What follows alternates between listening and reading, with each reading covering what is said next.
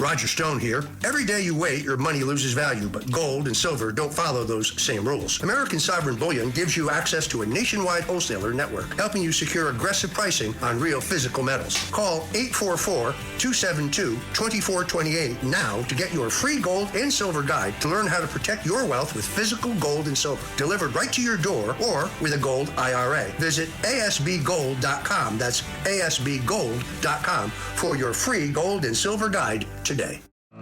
Sid and Friends in the morning. Entertaining and informative. On the Red Apple Podcast Network.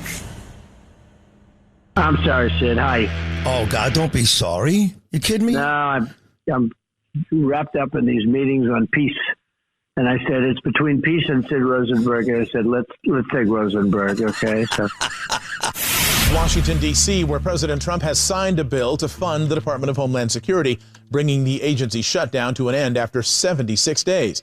The House pushing the bill to the president's desk as emergency funding was close to running out. Inland Empire Bureau Chief Ron McMillan has the details.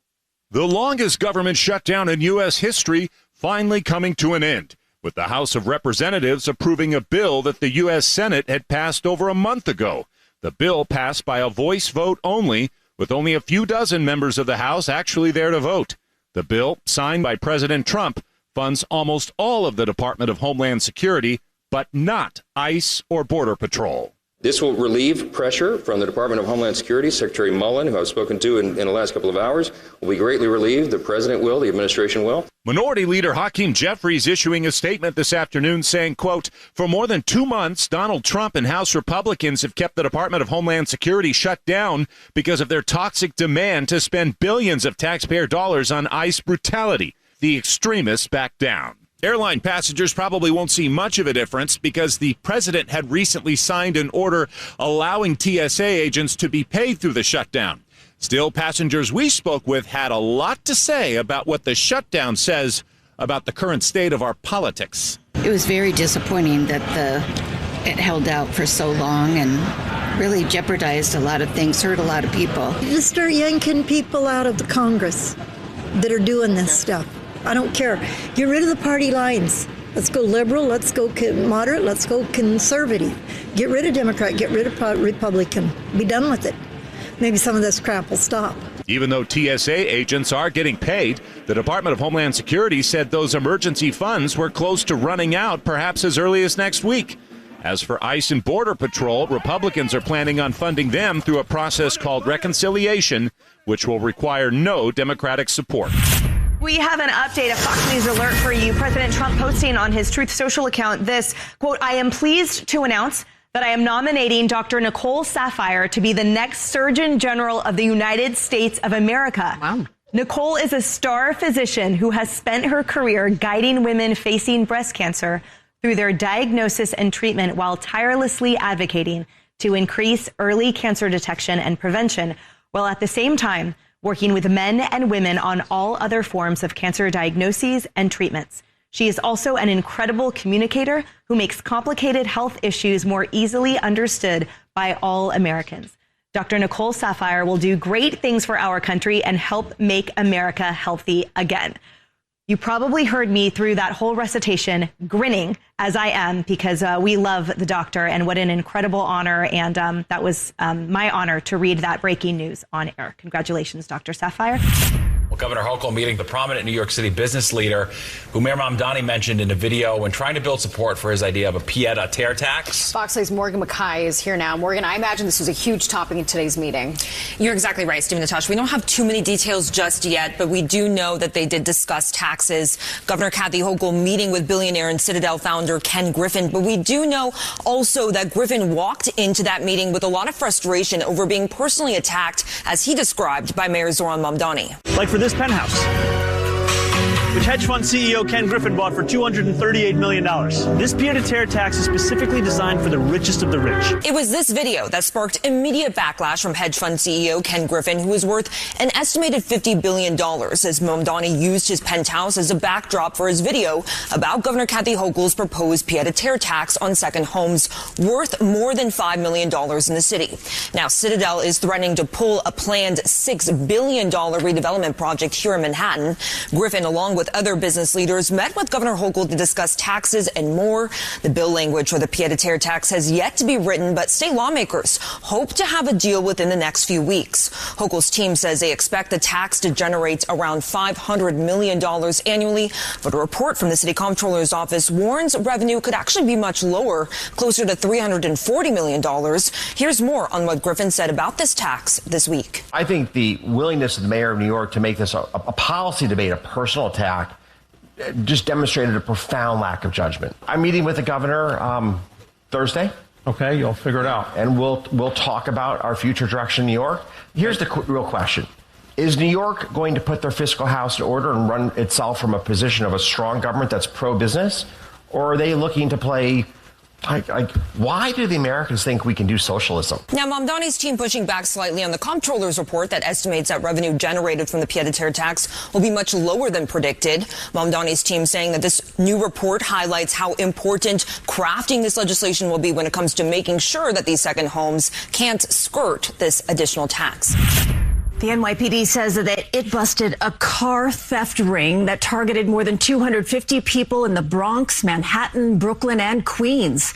From August 2024 to June 2025, they say these men stole car parts and vehicles worth more than $1 million with speed and precision, dubbing this case Operation Pit Crew. Alice Gaynor shows us the video and speaks with one of the victims. How fast police say these men worked to remove the tires from this SUV. Like a race car pit crew in the dead of night. When I saw some of this, it was like you're looking at the F1 movie. The NYPD commissioner says it was all about supply and demand for these alleged thieves. These vehicles, mostly Honda and Toyota sedans and SUVs, were targeted not because their tires and rims were the most valuable, but because they were the most common. Tires, rims, catalytic converters, and vehicles totaling more than $1.2 million, police say was sold on Facebook Marketplace or in person. There are 252 victims. Hardworking New Yorkers. We spoke with one victim who did not want to appear on camera, but said the damage to his car cost $10,000. It was gut-wrenching. Came out from working all night and then noticing that my tires were gone on the car and I had no way of getting home. The Bronx DA says 16 people with alleged ties to the Trinitario street gang have been indicted.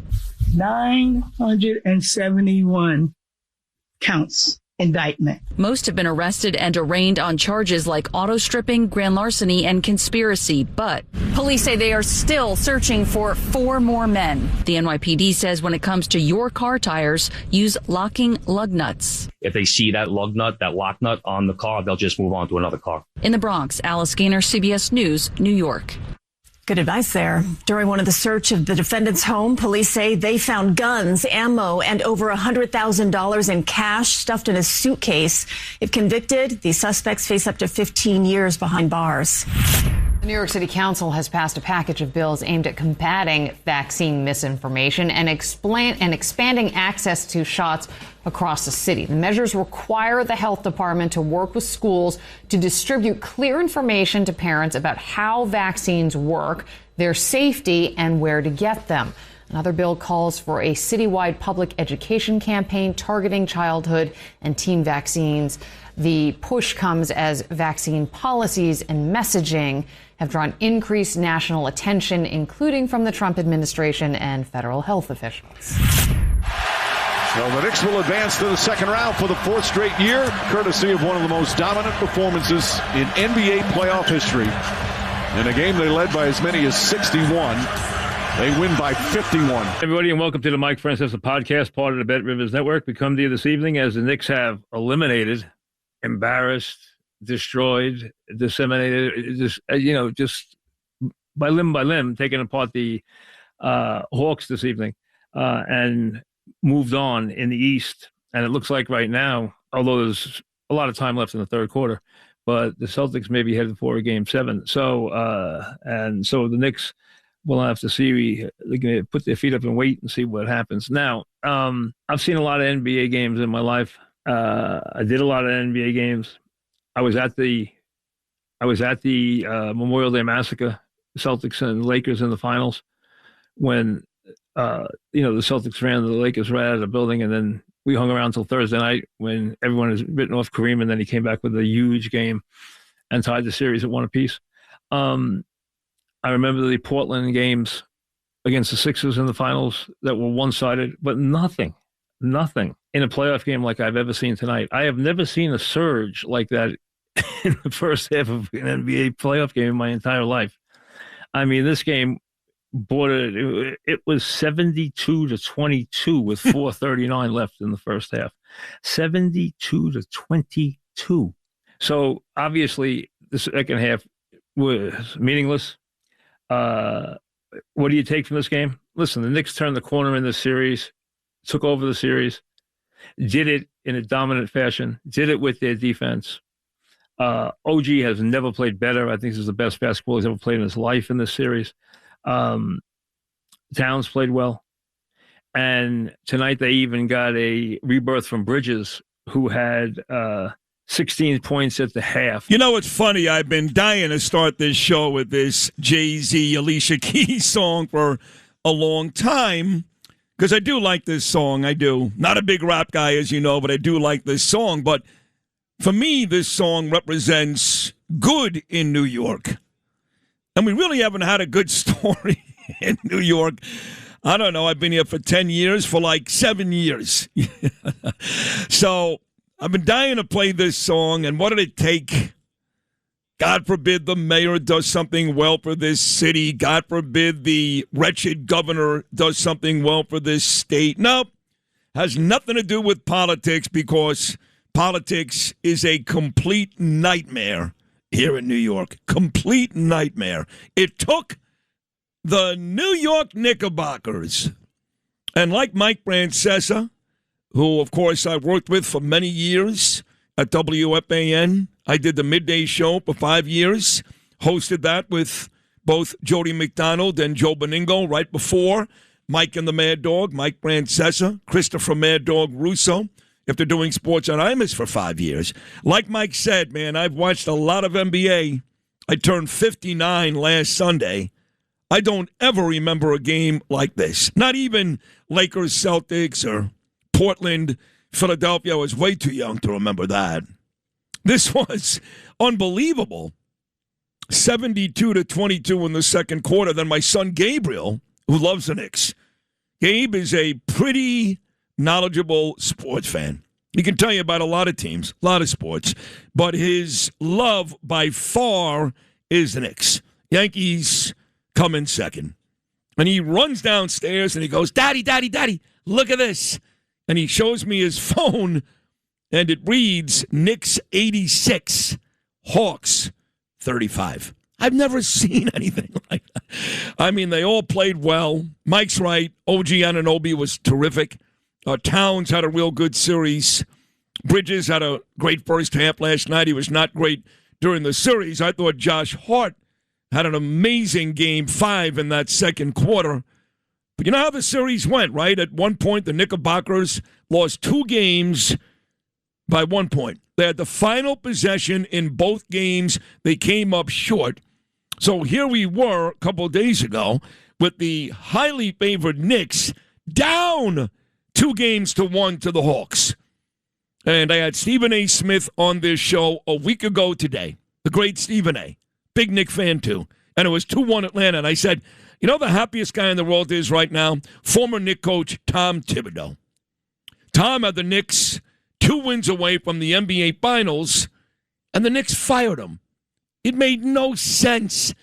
But it did, of course, when you find out that sports is not just about results. These guys have to be together all day, every day, and when the players and management don't like the coach, then he's got to go. And fans don't understand that. They go, yeah, but no, there's no yeah buts.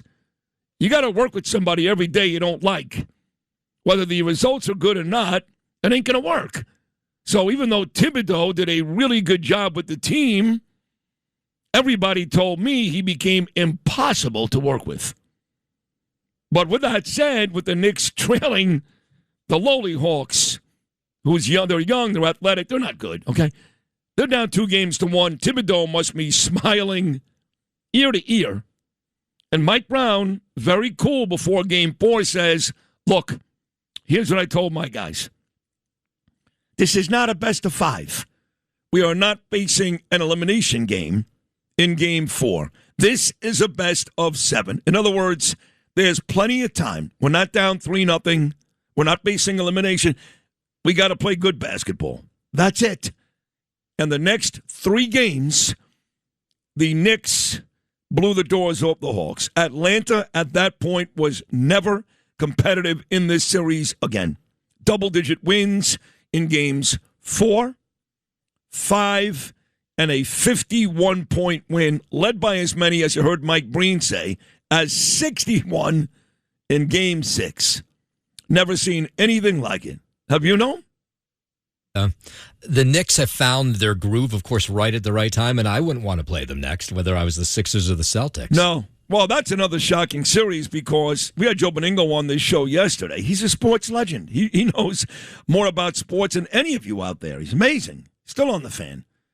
And he keeps talking about how the Celtics are going to beat the Knicks. Well, Boston can't even beat Philly.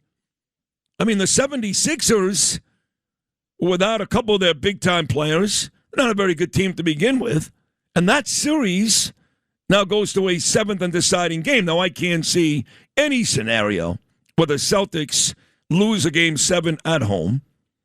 So even if Boston wins, the fact that the 76ers took them to 7 games, you would think that bodes well for the Knicks. Of course, it doesn't, because when the next series starts, it doesn't matter what happened between New York and Atlanta and Boston and Philly. It's all about the matchups of that series. So you really can't place too much emphasis on how easy it was for the Knicks or how difficult it was for Boston. Now, if some miracle happens and the 76ers win a road game in Game 7, most Knicks fans would agree that's even better. But when you look, to your point, Noam, the landscape of the Eastern Conference, the Pistons, number 1 seed, best team in the league all year long, did not play great down the stretch, and they're facing elimination in a Game 6 against Orlando. They had to win Game 5 just to stay alive. They've been very unimpressive. The Cavaliers, they go out and get Jimmy Harden. They look terrible. I mean, they're winning their series against a Toronto team 3-2.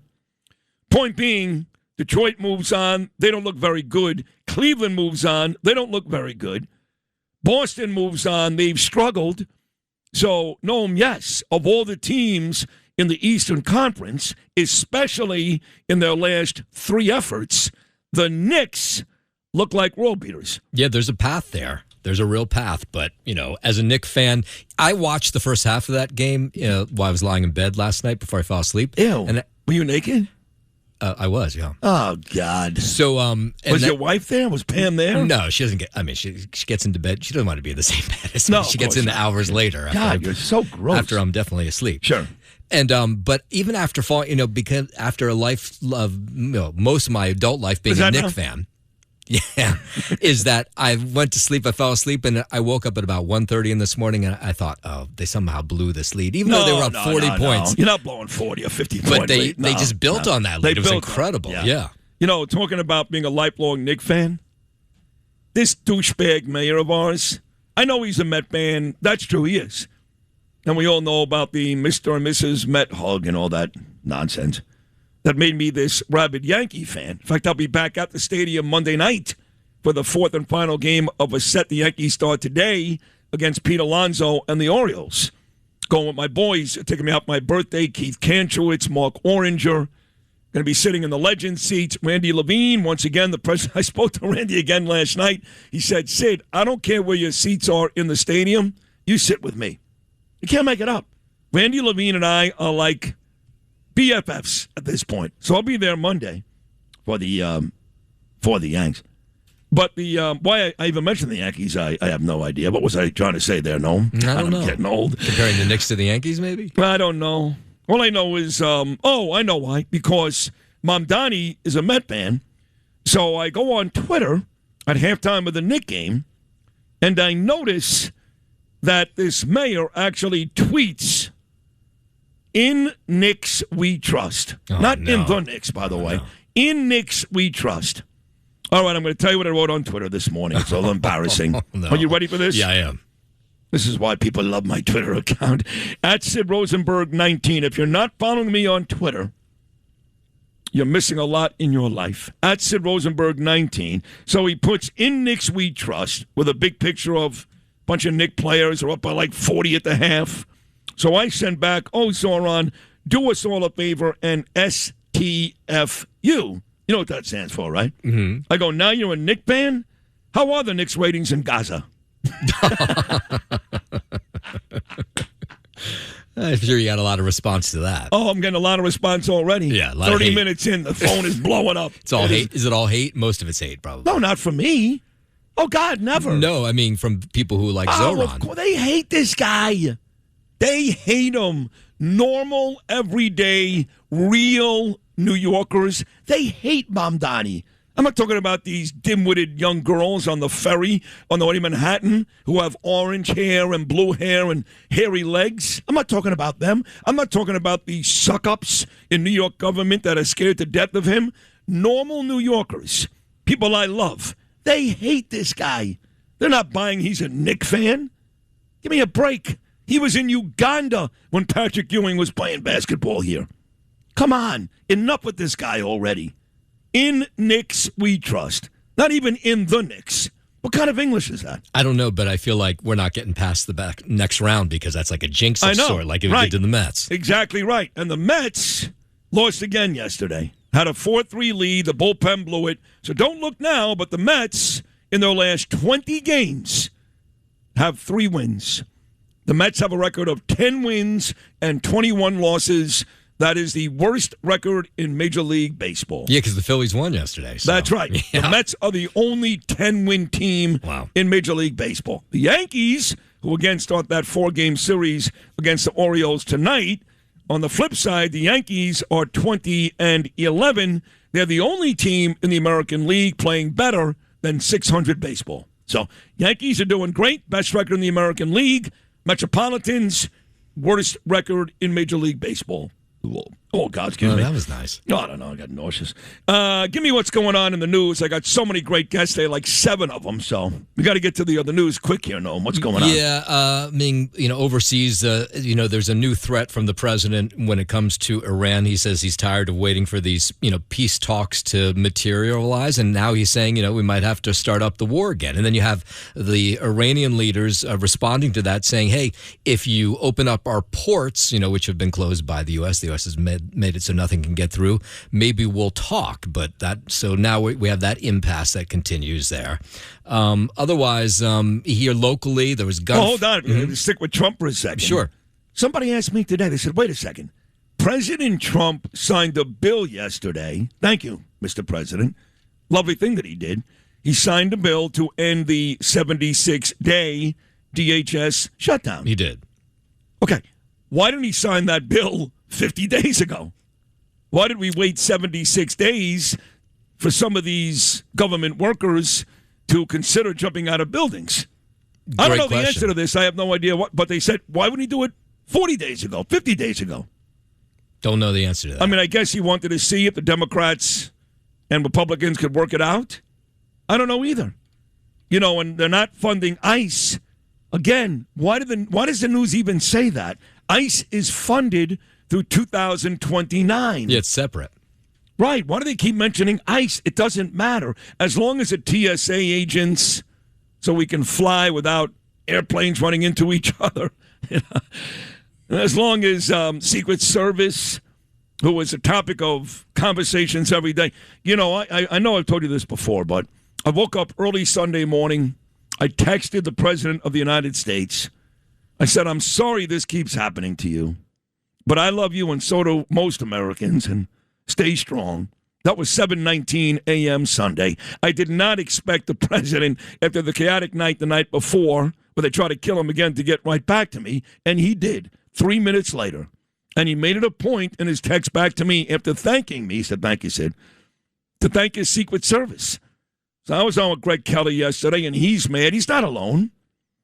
Most of my guests blame the Secret Service, but President Trump is not. He's not.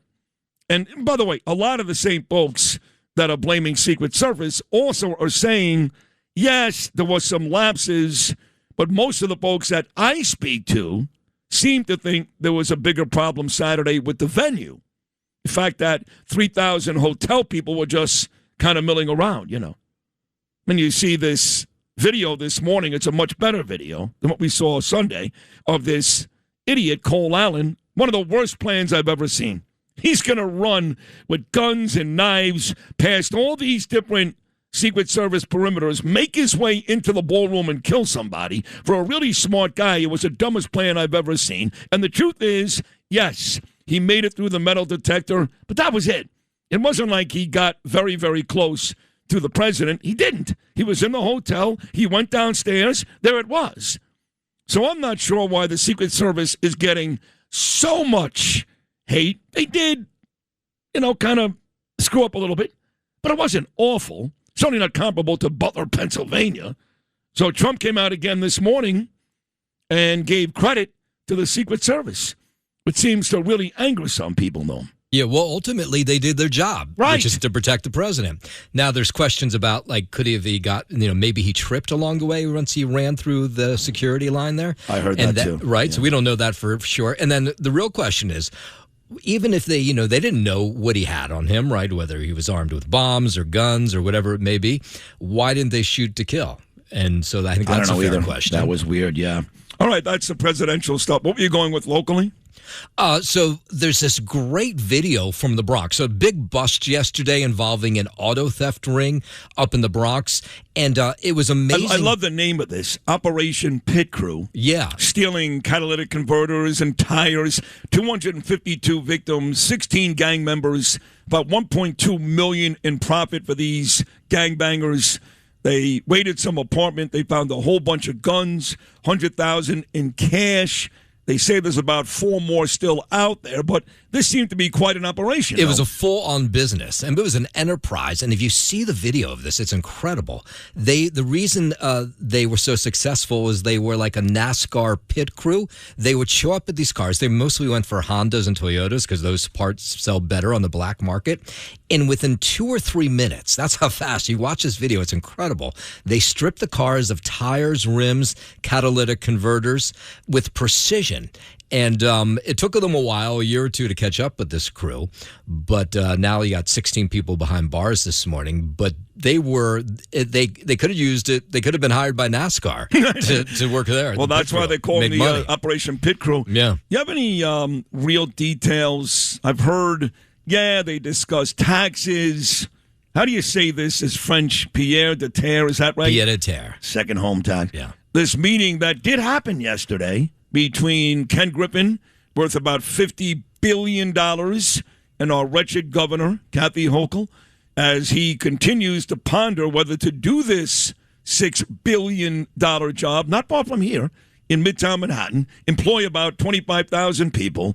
Just a real boom for a city that's dying financially.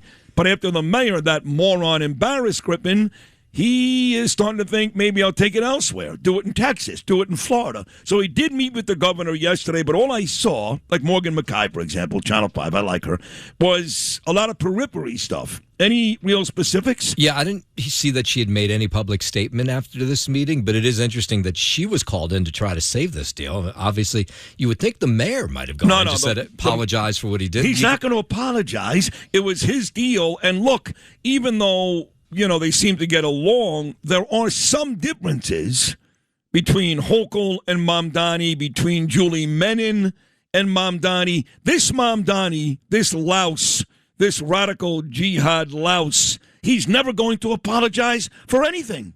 Ever. Never, ever, ever, no. Yeah, well, if they lose this deal, this is not as big, but almost as big as losing Amazon in Long Island City a number of years ago. Oh. You're talking about a $6 billion project, I know. 18,000 jobs. I mean, something crazy like that, and that he would ruin it just for a stupid TikTok video. It's amazing. What is the name of that guy in Queens? He actually came after me also a couple of weeks ago when the Democrats were piling up on me. Jimmy Van. Oh, I know who you're talking about. That idiot. He came after me. Yeah. Oh, it was during the Mr. Met thing. He's like, oh, what a great time to be a Met fan now that Sid isn't, something like that. This moron, along with AOC, are the reasons why Amazon never got here. He cost Queens and New York a ton of money, and this guy's got the nerve to go on Twitter and come after me. It's Jimmy Von, what is it? Bramer. Jimmy Von Bramer. Yeah. What a dickhead. I hope you're listening, Jimmy, you douche face. Way to go. Come after me on Twitter. I want the city, well, not anymore. Now I want the city to lose everything. I really do. I keep making the same statement over and over again. I'm a recovering addict, okay? And things didn't really change for me until I hit rock bottom. And I had a lot of rock bottoms, okay, because I went to rehab twice, and I had an issue for the better part of, almost 45 years. But eventually I got it. And it did require me, like I said, to hit rock bottom. The only way this city is ever going to come back is if it hits rock bottom. So I'm sorry, Corey Zelnick. I'm sorry, Suzanne Miller. I'm sorry, John Katsimatidis and Bill Ackman and Ken Griffin. I'm sorry. But the only way it's going to work is if the mayor is a complete disaster and he's well on his way, and the governor stays in power, and she's not well on her way because Bruce Blakeman is gaining every day. That's our only hope, is that Blakeman wins. And then maybe if Blakeman wins, we got a shot at a Republican for mayor in 29. Whether that's me, which I'm still pondering, to be honest, or somebody else, I don't know. Every day I get a phone call from somebody else who says, Sid, sorry, John Chell, or the Rapaport, I don't know. Sid, you got to do this. Forget about me for a second. If Blakeman wins, we've got hope. If not, we are dead. So this city's got to hit its knees after hitting rock bottom and beg for forgiveness and find a way to get back to where we were. So I'm actually rooting for the city to lose. No. Well, it makes it easier. Look, you go back to the 80s and Republican Mayor Rudy Giuliani, that was the same thing. The city had hit bottom, and then people said, okay, enough with the Democrats running the city. Let's give the Republican a try. Yeah. And that was a huge win. So then, the question is, so John Shell's announced, is he running as a Republican or a Democrat? No, he's a Republican. Oh, he is? Okay, I wasn't sure. Yeah. And then what about Rapaport? Would he be a Democrat or Republican? I don't know. I guess. Because he was a Democrat his whole life, right? But I changed him. Just like I changed Alan Dershowitz, just like I changed Lizzie Savetsky, just like I changed a lot of folks. I don't know. Maybe he'd go as an independent. He is certainly, Michael, based on policy, Trump, Israel, New York City. He's certainly more of a Republican now than he is a Democrat. There's no question about that. But I don't know. He'll be on today. I can ask him. He's coming on at 8:30. Oh, he is? It's a huge guest. Yeah. If you're thinking of running, you, at some point in the next year, you'd have to really start the fundraising effort. You don't have to, You don't even have to announce, but you have to sort of start calling people and saying, I'm thinking about doing this. Will you support me? And if you don't, then that's not going to work for you. That's going to be very easy for me. I've already had Lara Trump on this show. You heard what Lara Trump said. She did. She told you to run. In fact, Drosh, get back to the board, you dumb bastard. He's filling in for Lou Rapino today. He walks away from the board. This is Lara Trump, the president's daughter-in-law. And we discussed this whole mayor run with her just last week. So this is cut number 7. Lara Trump with me talking about Mayor Sid. Go ahead, Kev. Lara Trump is one of my all-time favorite people. She's on this show every week. And again, she's got My View, 9 p.m. Saturday nights. It's a great show on Fox News and a podcast as well. I've had the conversation with you, Lara, a couple of times now. Now, I know it sounds wacky. They said it was wacky when a TV show host of a reality show was running for president. They said it was wacky when a super action hero was running for governor in the state of California, or an actor was running for governor in the state of California, or a rapper was running for mayor in New York. That's why I keep saying to you, I got to run for mayor in 2029 because this guy is going to kill all of us. Sid, would you please do it? Can we confirm that right here? Because as you heard, that kind of lead into that whole soundbite you played there, we all want New York City to return. This is the greatest city on earth. I mean, think about how many people have been made by New York. You could argue Donald Trump would not be in the White House right now had it not been for the city of New York. He changed the skyline, but it changed him, and it made him into the person he is today, the greatest president this country has ever seen. We have to have that city come back, and we need somebody who understands how to do it. We need a fighter, someone who's not going to lay down and roll over for all the woke lunatics out there. And God knows, Sid, we know you wouldn't do it if they tried. They could hold your feet to the fire. You wouldn't have it. So we need you. Let's go. Well, there you go. We need you. Let's go, Lara Trump. And that whole little shtick I did there, and I talked about Schwarzenegger, the governor of California, Reagan, the governor of California, eventually president. Obviously Trump was included in that. The rapper is Mamdani. That was Frank Morano's shtick. And Morano and Mike Butler just told me, the great cop Mike Butler, former, that John Schell is running as an independent. Oh, okay. Yeah.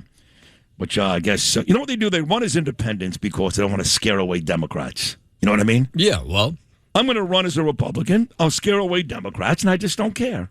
I'm not running as an independent because then it makes it sound like I actually care what Democrats think. You guys know better than that. So we'll see. We'll see. What else you got? Quick, I got to get to Brian Kilmeade. I think we covered the big stories of the day. It's dare I say, knock on wood, it's been kind of quiet outside of that. We like that. The Julie Menin and the city council, this is good because this is something that I've now taken a lot of interest in. You guys know that? Talking about Bobby Kennedy and Aaron Siri and the guy I'm endorsing up against Cory Booker in New Jersey, Alex Zidane. You guys all know, of course, that I hosted his event at Trump National in Colts Neck, New Jersey last week. And he's all about freedom, medical freedom, freedom of choice, religious freedom, parental rights. All the people around him that have come on this show, people like Michael Caine, Mary Holland, Victoria Capish, all these folks. So I've kind of dove in head first here. Nicole Sapphire, too, she's been on this show talking about this. She's already becoming President Trump's Surgeon General.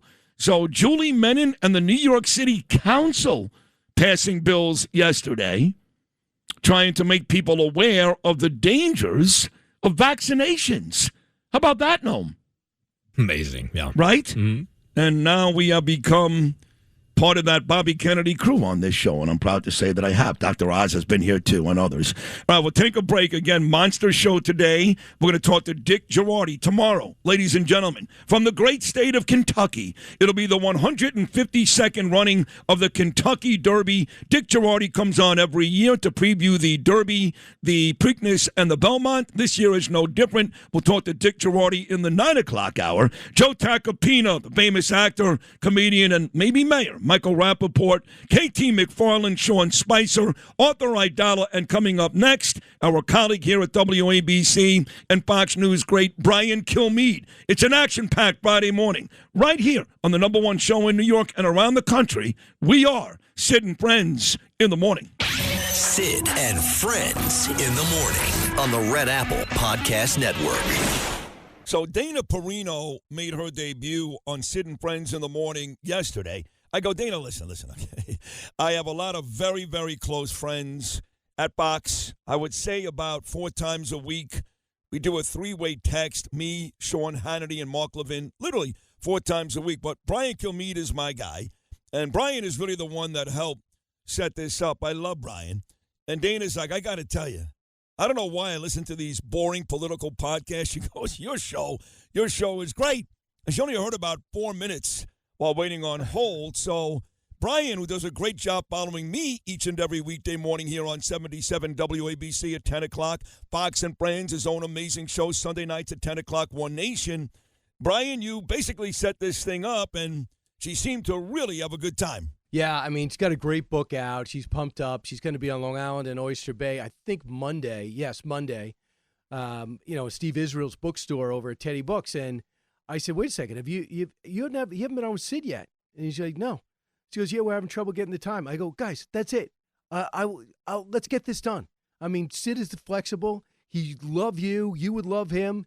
And I just feel like I put you two together, and I think this is going to be a regular thing. Because you're half between Jesse and Gutfeld. I'm like, that's the type of personality. She gets along with the irreverent, but the knowledgeable, smart, and insightful. So, I mean, this is perfect. It's if you're the hybrid of the five. I love that. Somewhere between Jesse and Gutfeld, and very cute, too, like those guys. Well, thank you for that, Brian. She was great. You're still my guy. You're my box person, but she was terrific. Before we get the best you could do was number 2. Yeah, right. That's not terrible. That's not terrible. Although the Hawks were number 2 last night, and when there's only 2, that's not good. Obviously, you're a big sports guy. You and I almost did a sports show together, and I always talk about this literally 30 years ago, but the Knickerbockers had a 50-point lead in the second quarter. I just turned 59 last Sunday. I've never seen an NBA game like this. It's not like your little kids play basketball. It's like 100-12. This was a 50-point Knick lead in the second quarter. They move on.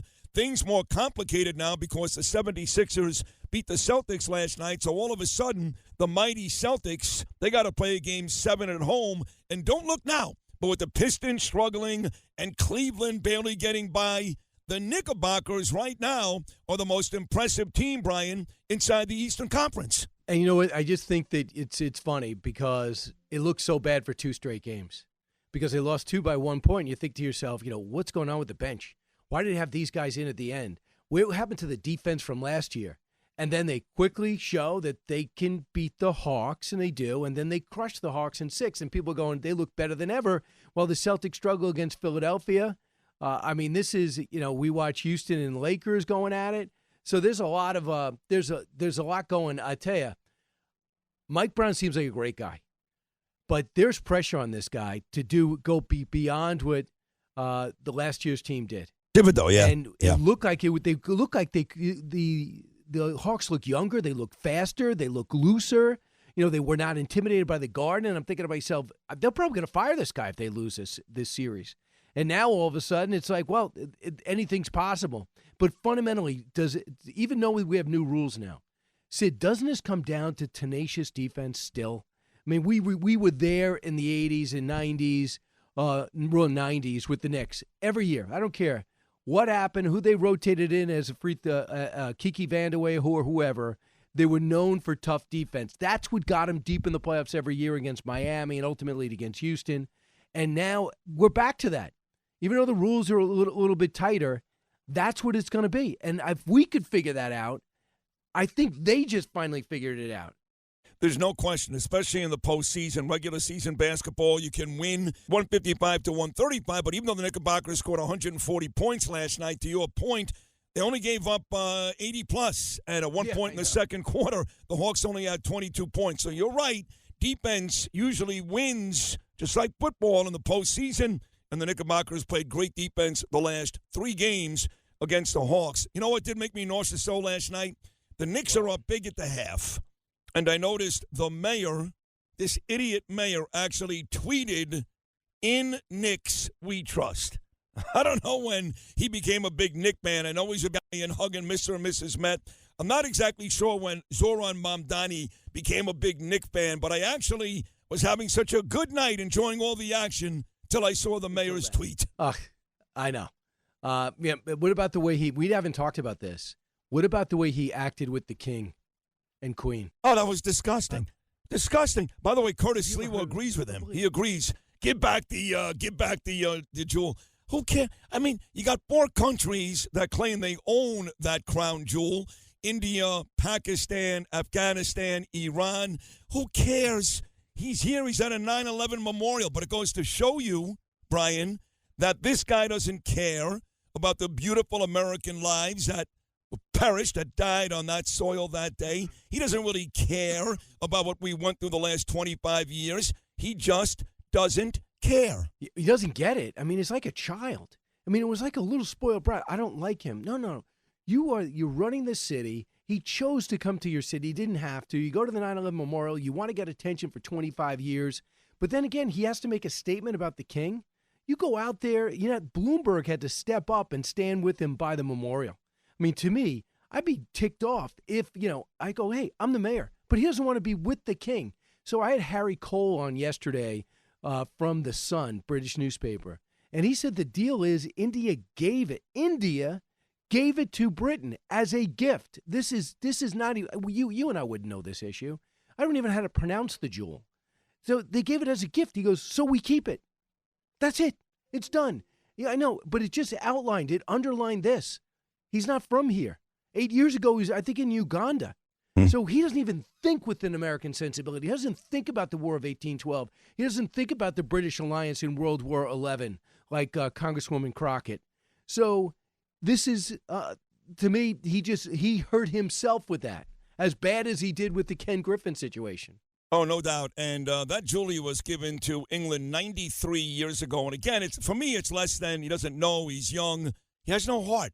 You don't got to be, mature or know a lot to know that when 3,000 people died where you're standing, he also took a smiling selfie, him, Kathy Hochul. There were 5 of them. Are you going to tell me that New York politicians at this point don't know that when you stand on that sacred soil where all those Americans died, you can take a picture. You do not take a smiling selfie. That's what Kathy Hochul, Mamdani, and all these nitwits did a couple days ago. Yes, and I got more bad news. I'm sure you know it.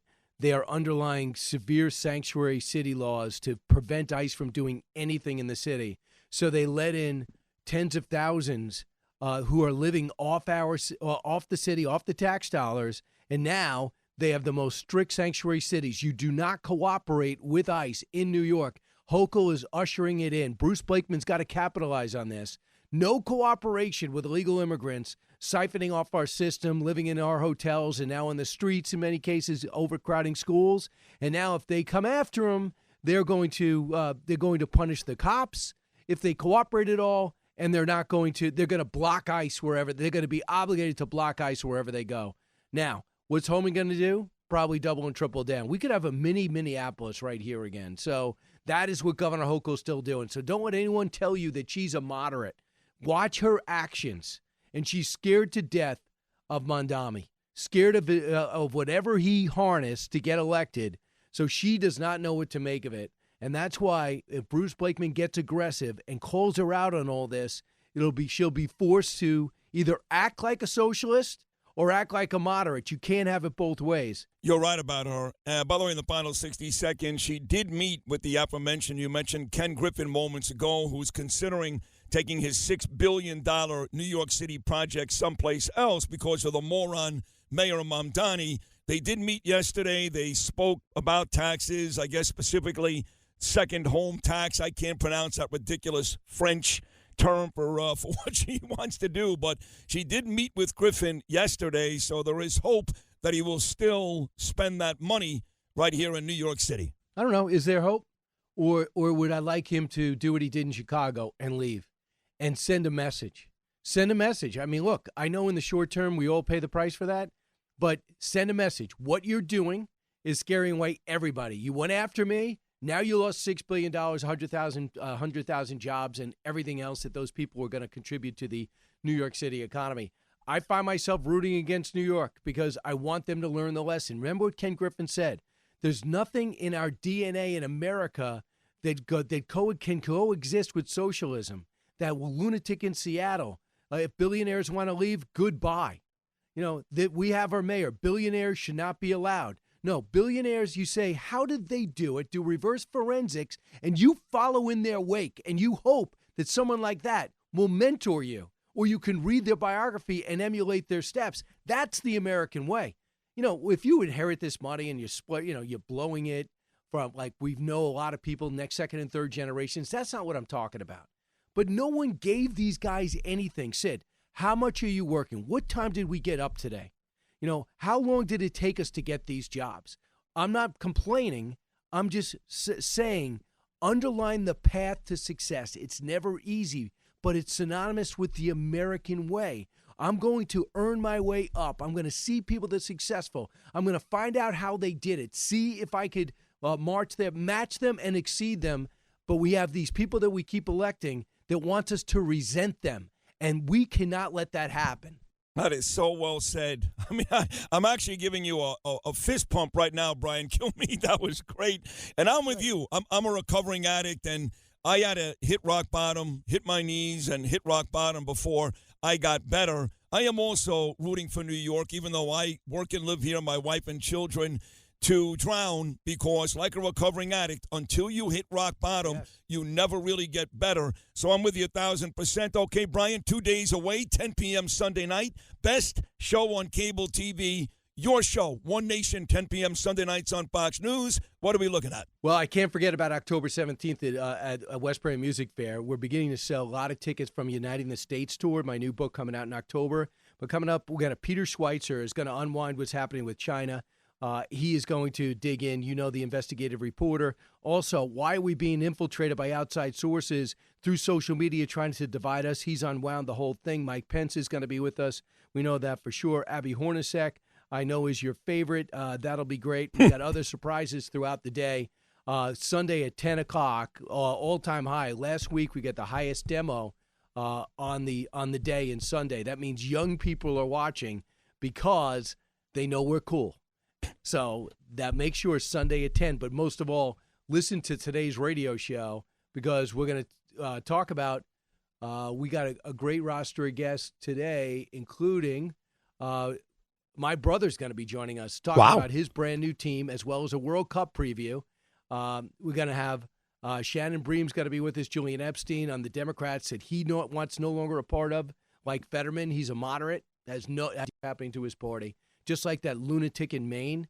A Nazi tattoo, is a socialist, and he had basically knocked out the sitting governor to get the Democratic nomination. I want to find out what's happening with that party because I find that flat out scary. That is terrifying. I agree with you. By the way, the Iranian soccer team will be here in the United States playing during the World Cup. That should be interesting. And you are very cool. Massively defect. I know. You are very cool and very handsome. You're great, Brian Kilmeade. I love you. We'll all be listening to your radio show at 10 o'clock. I'll be watching you 10 p.m. on Sunday night. Thanks again for Dana and all the great stuff you WABC. Brian Kilmeade, I love you. Thank you so much. All right, back at you, Sid, and stay within yourself throughout the show. I will try, buddy. Thank you. There he is, the great Brian Kilmeade. He's coming up after me at 10. We'll take a short break. Arthur Aidala coming up next. Talk Radio 77 WABC. Justin Ellick here with your sports update, sponsored by Pete Morgan and Peerless Boilers. Go to peerlessboilers.com to find a dealer near you. Peerless Boilers, the world's best-built boilers. The Knicks advanced to the Eastern Conference Semifinals with a dominant 140-89 Game 6 victory in Atlanta, winning the series 4-2, leading by as many as 61. The 51-point final margin was a franchise playoff record and tied for the sixth largest in NBA history. After trailing early, New York set a playoff record with a 47-point halftime lead. OG Anunoby, he went for 29. Mikal Bridges added 24, and Karl Anthony Towns recorded his second triple-double of the series with 12 points, 11 rebounds, and 10 assists. The game saw Knicks center Mitchell Robinson and Hawks guard Dyson Daniels ejected following a second-quarter altercation. New York now awaits the winner of the Celtics 76ers Game 7 come tomorrow after the Sixers beat the Celtics last night 106-93, tying that series at 3 games apiece. And out in Minnesota, the Timberwolves took care of the Nuggets 110-98, winning that series 4-2. They'll meet the San Antonio Spurs in the Western Conference Semifinals starting Monday night. In Queens, the Mets lost 5-4 to the Nationals in the finale rubber game of a 3-game series, good for their 17th loss in 20 games. Up next for the Mets, righty Christian Scott starts tonight in Los Angeles against the Angels in the opener of a 3-game interleague weekend set. Also tonight, the Yankees will open up a weekend 4-game set against the division rival Baltimore Orioles. 7:05 p.m. first pitch tonight. Will Warren will get the start there. That's your sports, sponsored by Pete Morgan of Peerless Boilers. Go to peerlessboilers.com to find a dealer near you. Peerless Boilers, the world's best-built boilers. I'm Justin Ellick on 77 WABC. Sid and Friends in the morning on the Red Apple Podcast Network. The amazing defense attorney Arthur Aidala is going to be here. So last night, Michael Scheinberg, the president of, I guess, the Kings County Criminal Bar Association, they threw this big dinner at Giando on the Water. Great spot, Kent Avenue in Brooklyn. And they announced all these honorees, folks they honored last night. You had the Honorable Dina Douglas. You had Jeanette Gleason. All these folks. But the big one last night, receiving the James L. Koenig Person of the Year Award, Artie Aidala. So Arthur took my daughter Ava to this big shindig last night, celebrating Arthur being Person of the Year. She was excited to be there. Now, I was asleep when she got home. I have no idea how it went. But I know your mom and dad are listening and all your friends and family. So let me join all of them, Arthur Aidala, in congratulating you on this amazing honor you received last night. Sid, I love you, and you're a brilliant broadcaster. I mean, everyone knows you're the greatest on the planet. But don't say I took your daughter like she was on my arm. No, stop that now. Don't be silly. I haven't seen her yet today, but I imagine she had a great time last night. Set the scene for me. What was that like last night? So the Kings County Criminal Bar, it's most bar associations are like only for prosecutors or only for defense attorneys or only for judges, but this one is all of it. So here's the thing, Sid, is that it's people who are normally adversaries or people who are normally performing in front of a judge or whatever. Everyone, for two bald guys, kind of lets their hair down, and we all hang out as friends. And that's kind of rare. And the bar association, this particular bar association has been around since 1934. And every year you have a dinner. Giando's, as you know, is a beautiful spot right under the Williamsburg Bridge. To your left, you see the Freedom Tower. To your right, you see the Empire State Building. Wow. And I will tell you this, Sid, with all humility, the venue holds 275 people. And there was a little bit of a mess up because 350 people RSVP'd. That's great. So what they did was they extended the cocktail hour for 2 hours so that there were some people who could only stay for the cocktail hour. And it was a coming together of really the best and the brightest of New York, the New York legal community. And, you know, my dad was the oldest one there, almost 88, and I'm not exaggerating. Ava, your daughter, was the youngest one there, at I believe 21. 22. She just turned 22 April 7th. Right. She did just turn 22, right. So, all right. Well, she's been with me for like 9 months. So in my mind, she's 21, okay? 21. By the way, in my mind, she's 4, just so you know, okay? It's all weird for me to see my daughter all dressed up and working alongside, thanks to you, one of the great attorneys, not just in New York, but around the country. And, you know, you're involving her in some pretty big cases, which I don't share with people. Hold on, you think? Yeah, well, you know, your buddy Vince Valilon came on the air a couple of days ago, the great president of the SBA union. He kind of gave it away that, hey, congratulations, Ava, that she may be doing something on this Eric Duran case. He gave that away. I didn't say anything. I didn't even know about it. She never tells me anything she does in your office, just so you know. Never. Well, you know what she does? You know what she tells me? Because I heard Vince the other day talking, and he name dropped her. And so your daughter Ava comes in the office. I go, I go, did you hear? I go, the head of the SBA dropped your name. She goes, Arthur, how many times do I have to tell you? I don't listen to my father on the radio in the morning.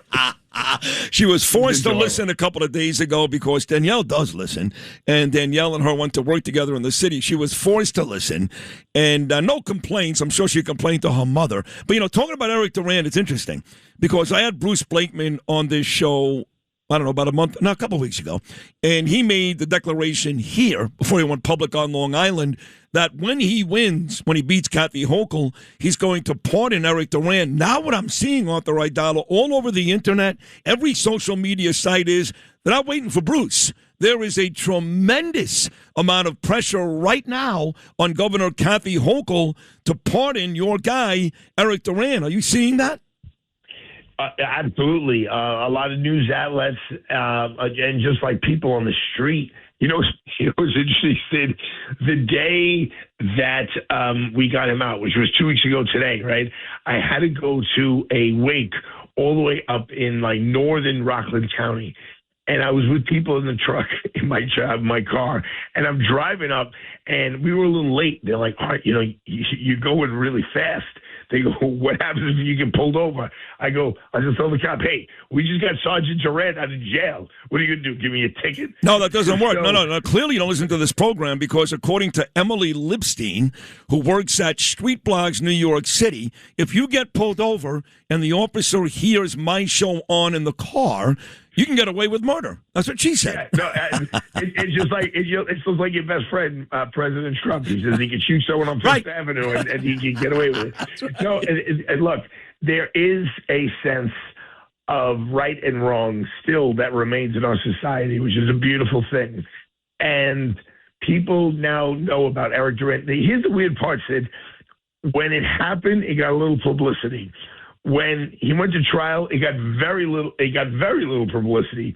When he got convicted, he got very little publicity. But when he got sentenced to 3 to 9, which people thought, he's got to do a minimum of 3 years in jail for a guy who basically saved 2, 3, or 4 lives. We'll never know because unfortunately one life was lost. It got a ton of publicity, and when he got out on bail pending appeal, it got a ton of publicity. Look.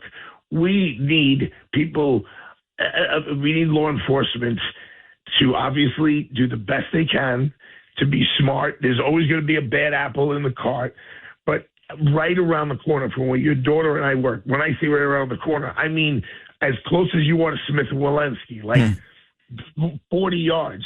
There's that Vans sneaker store. And the day before yesterday, there was some big... There was it was an explosion of people to get these new sneakers, and it got out of control. They were trying to break windows. And seriously, there's your beautiful 22-year-old daughter trying to get to the office, with a cup of coffee in her hand. And there's like 40 guys going, and they're all men, going crazy. And God bless the men and women at the NYPD who have to make these split-second decisions over and over and over. You host a radio show. You have to make a split-second decision. Do I say this? Do I say that? If you say the wrong thing, Margot Katzimatidis comes inside and says, Sid, you should have said that. Forget about Margot Katzimatidis. How about the mayor and the attorney general? But if a cop does the wrong thing in their job, you and I do the wrong thing in our job, we get in trouble. If a cop does the wrong thing in their job, they go to jail. Or they could end up dead. One of those two things. Okay, Right. That's a nice option. Right? Yeah, I know. And I have to mention the jerky judge. I always do that now. His name is Guy Mitchell. Guy Mitchell, that's the jerk. I hope this gets back to you, Guy. Take a page out of Michael Aloysius' book, who did the right thing when it came to hammering Guy Rivera, who murdered Jonathan Diller. Hey, Guy Mitchell, take a page out of Michael Aloysius' book. Be a man. Be a man for good. That was a jerky, stupid, biased, horrible decision. As far as I'm concerned, you're a louse. Let me move on. Supreme Court, you had a big day a couple days ago. Barack Obama went nuts. He went nuts. 6-3 decision talking about redistricting, gerrymandering. But you were right there, Arthur Aidala, right there, weren't you? Sid, it was amazing. And let me tell you something. That when you go to Washington, D.C., I know I'm a lawyer, so I'm a little biased. But anyone can just stroll into the Supreme Court. You got to go through a metal detector, but you can stroll in. And you see those 9 justices up there, and you're in that story courtroom. There's just a feeling that comes over you like, wow, this is America. And this is the day after. But I'm curious, before you get to the day after, because back in 2016, Danielle had the opportunity to go, and she actually now is permitted to try cases in front of the court. I'm sure. So she actually met all 9 judges. Yeah, you have the same ability, I imagine, yes? Yeah. No, it's amazing. No, what I was going to say was it was the day after the state dinner with the King of England, right, with King Charles, and when you're in the Supreme Court and you just start thinking, you take a deep breath.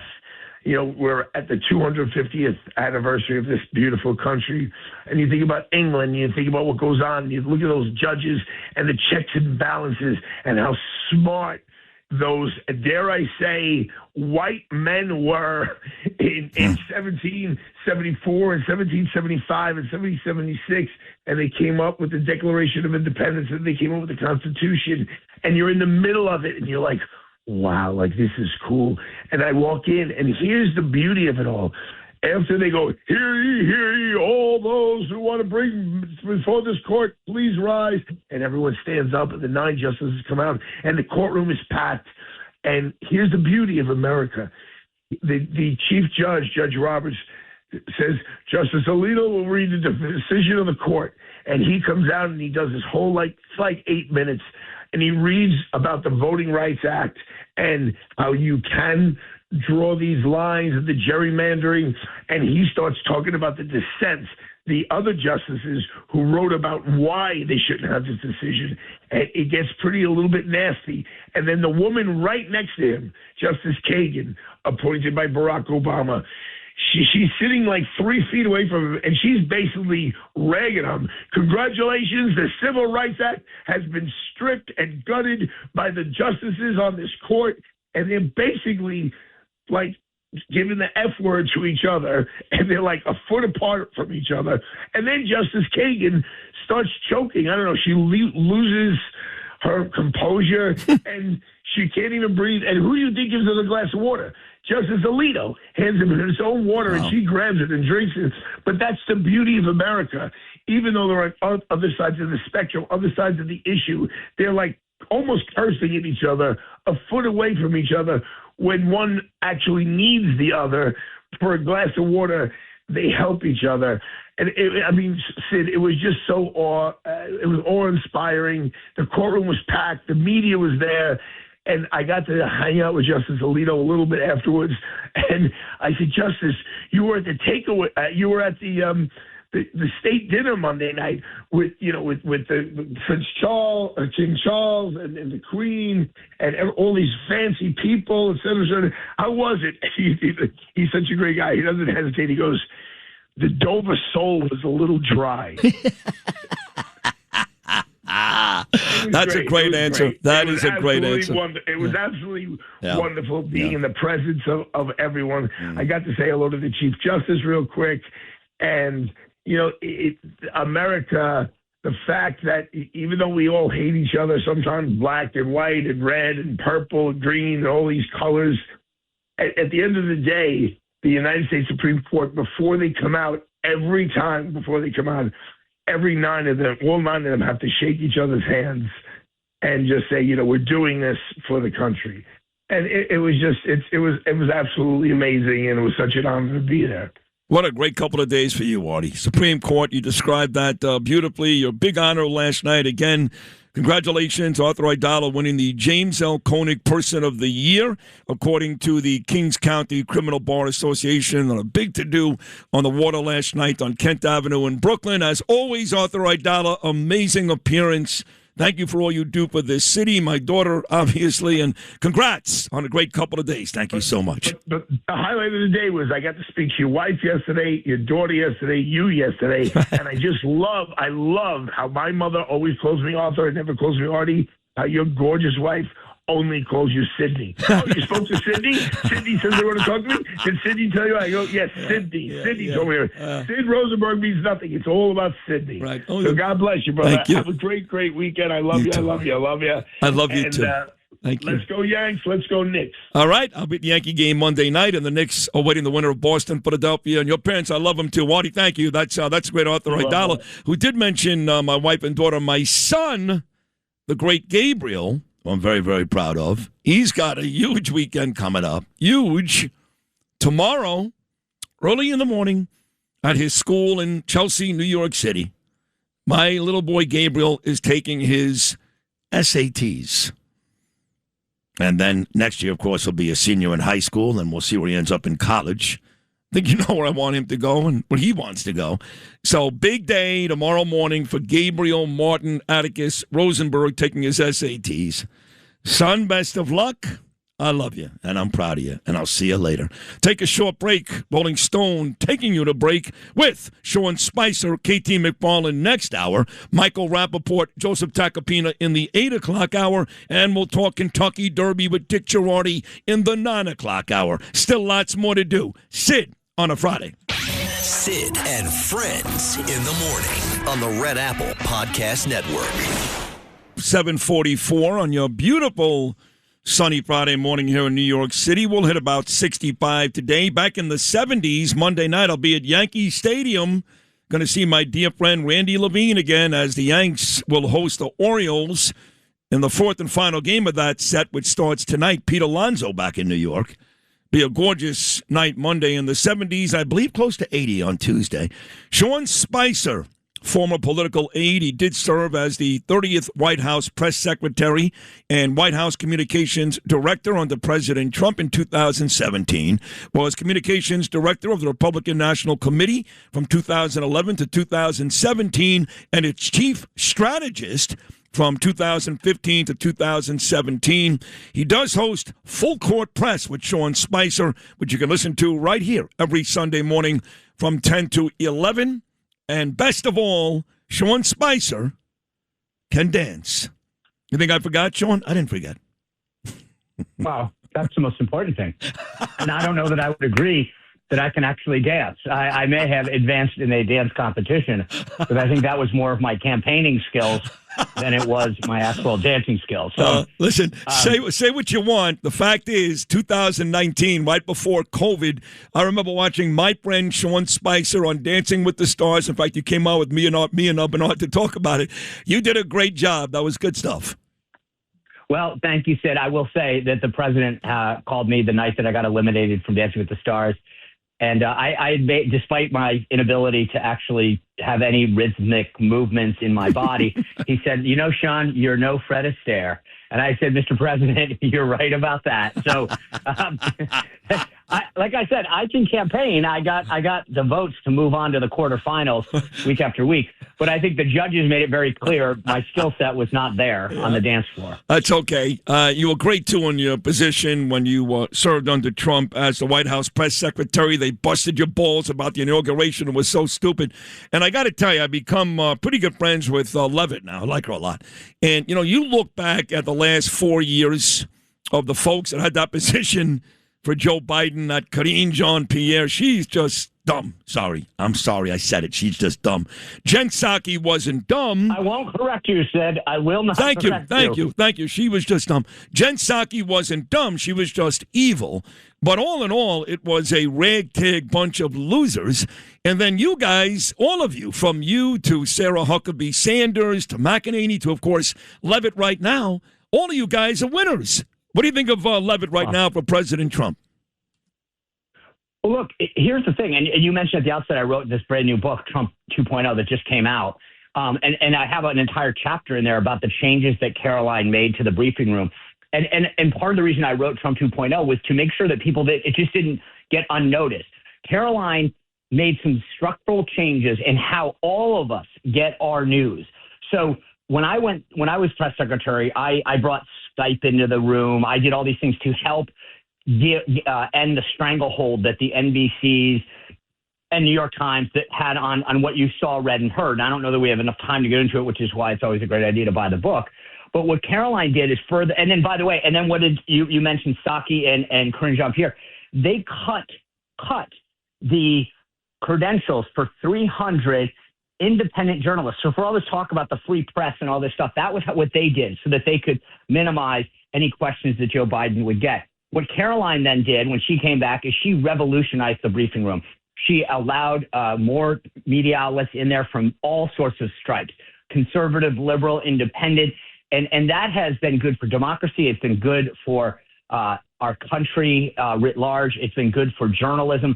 And so these are the kind of changes that I document. And part of the reason I wrote the book was so that there's a place to explain what I like to say is the why, Sid, which is it didn't just happen. Caroline didn't just come up with these ideas. She's a smart woman, don't get me wrong. But part of it was she had time, just like President Trump did, to go out and talk to me. She talked to Sarah. What would you do differently about your job? What changes could I make to make improvements?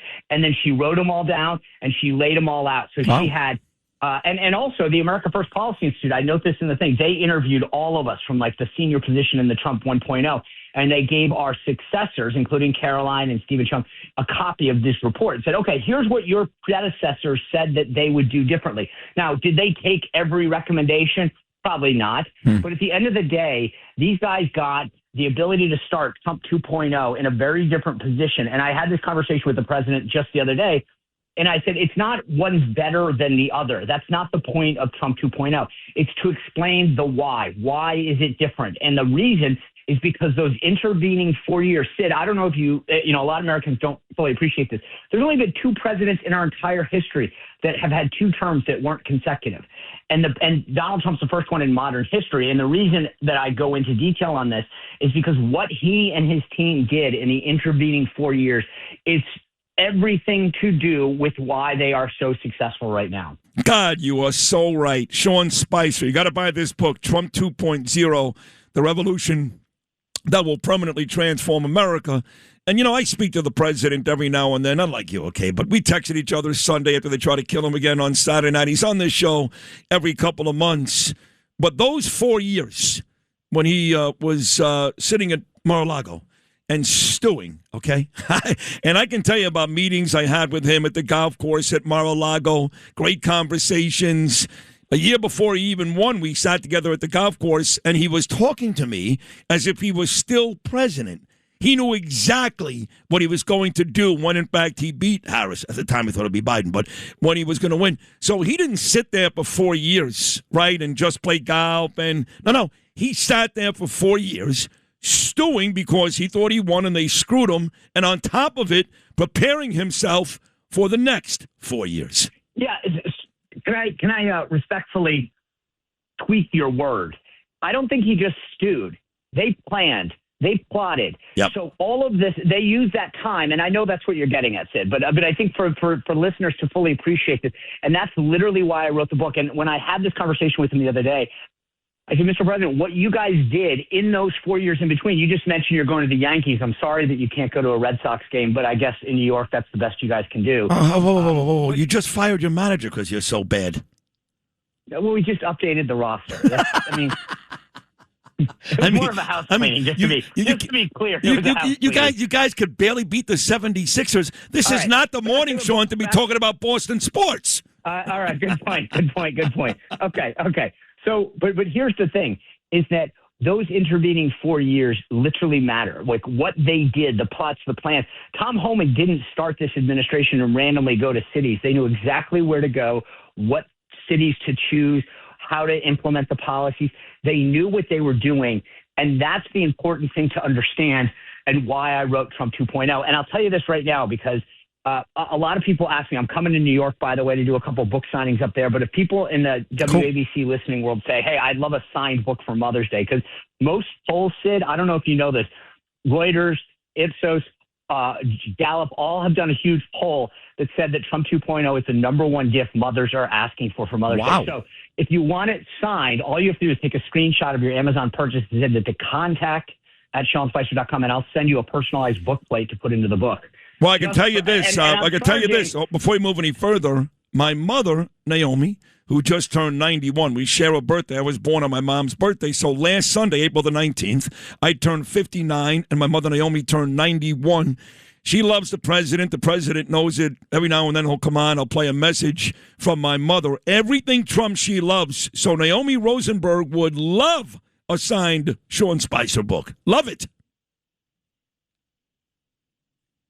Well, I guess we're not getting it. No. I was going to say, I was in shock. I was thinking to myself, how do I don't know how we can do this, but Naomi, you're getting a book. Sid, and by the way, I know how well John Catsimatidis pays you. I think you should get one for the entire family. Go to Amazon right now, order that, send the receipt to contact@SeanSpicer.com. But that's going on either the ABC credit card or Sid. I don't really care, but just I would act now so that you don't want to disappoint Naomi. No, you do not want to do that. You know that. No, I know that. Trust me, I know that. And why she's going to love this book, too, is while the Levitt conversation was fascinating because you did that job. It's actually really cool that you guys sat down and all spoke with her. You talk about the tariffs. You talk about NATO. You talk about Doge. You talk about the American health. You know, what a great job that Bobby Kennedy and all those folks are doing. Obviously, you talk about all the wars that he's stopped, all the conflicts, 8 or 9 at this point. So this is correct me if I'm wrong, but a pretty comprehensive look at this second term for President Trump. Well, but again, like I do mention everything. I talk about, here's the thing. I just, whenever I look at something, maybe it's 27 years in the military, that when we do an exercise, we look at what went well and what didn't. And we do a hot wash at the end of everything we do. It's just ingrained in military thinking. And so part of what I wanted to do is to say, okay, NATO just didn't decide to pay their 2% obligation. These other countries aren't, giving up the tariffs and the non-tariff barriers for entry to their country. The Kennedy Center didn't just become the Trump Kennedy Center. Things mattered. I'll tell you a quick funny story, Sid. So in 2020, after President Biden came into office, I had been appointed to the board of U.S. Naval Academy by President Trump. Biden sent me, his head of personnel sent me an email in September of 2020 and said, at 5 o'clock today, either resign from your position or we'll fire you. Wow. And I'm Irish. So I sent back a simple message, no. And then Stephen Miller's group, America First Legal, said, would you like to sue the Biden administration? And they said, but here's the king, we want to lose. And I was like, okay, I watched a lot of Law and Order, but I've never realized that you try to lose. And he said, we want them to go to court and argue in the affirmative that the president has the ability to fire anybody. Because I had been sworn into a term of 3 years. And so we, quote, lost that case. And then when President Trump won, guess what everyone at the Kennedy Center, when they got fired, said on the record to the Washington Post? We can't do anything about it because of Spicer v. Biden. And none of that would have happened had it not been for the intervening actions of those 4 years. That America First Legal came up with that case. They paid for that case. And it's given President Trump the ability in Trump 2.0 to go out there and make sure that he has the right people fighting for the America First agenda. So, I mean, all of these things happened. And because we live at Trump time, which is, nonstop, as Peter Navarro likes to say, part of this is so that people understand the why. Like, it's not just random that this is happening. We filed a lawsuit. We, quote, lost the lawsuit. But President Trump is now able to govern his administration the way he wants because of these actions that were taken by America First Policy Institute, by the Heritage Foundation, because of Project 2025, because of America First Legal. All of these things matter as to the success of Trump 2.0. And the whole point of the book, Trump 2.0, is to make sure people understand that why.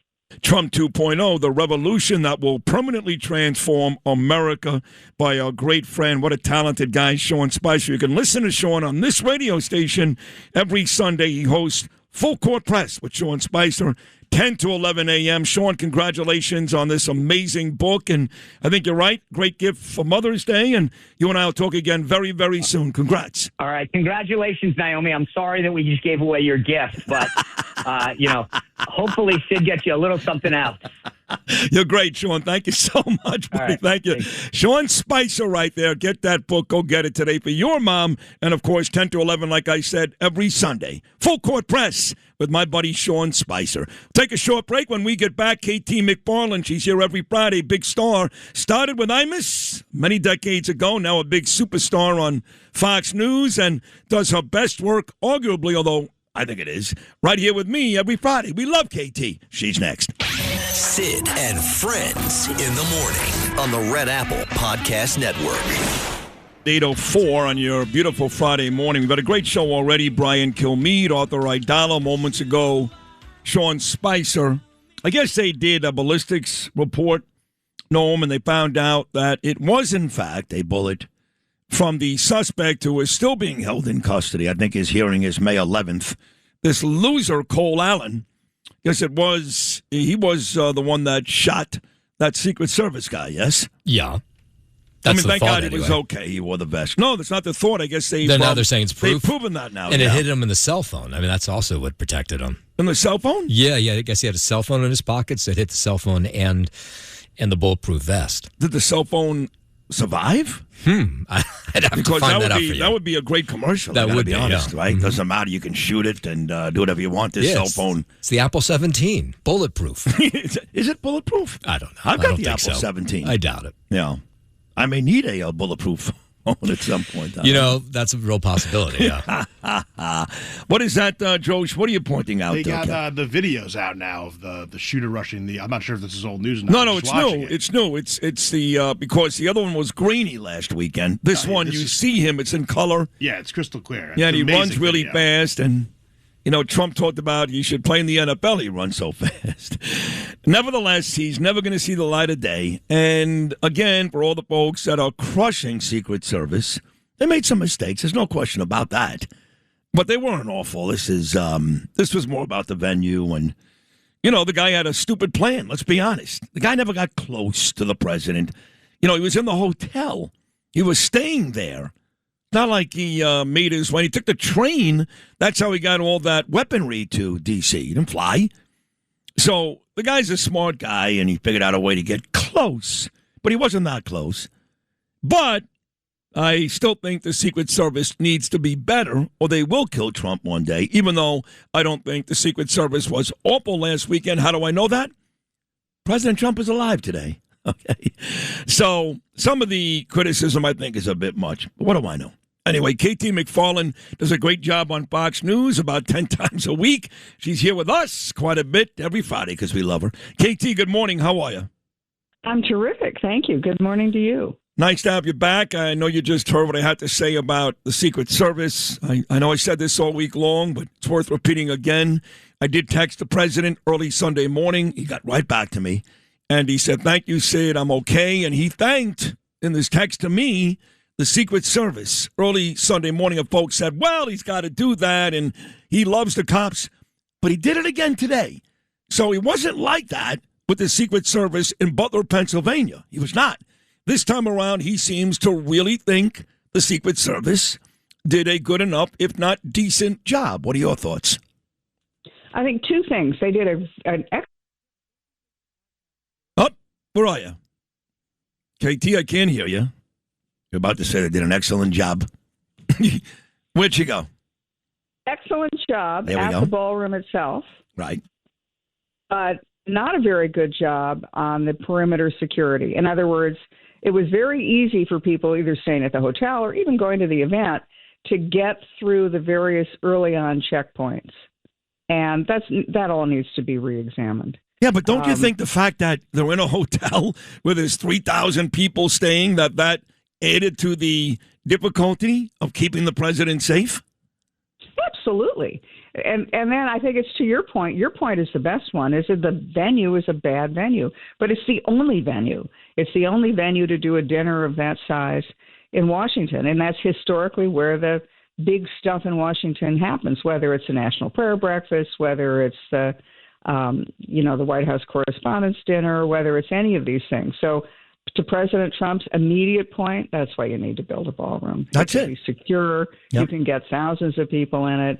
Do you know that when we have big events like a state dinner where you want to be able to invite 500 people, there are that many people who want to attend, who want to be part of history.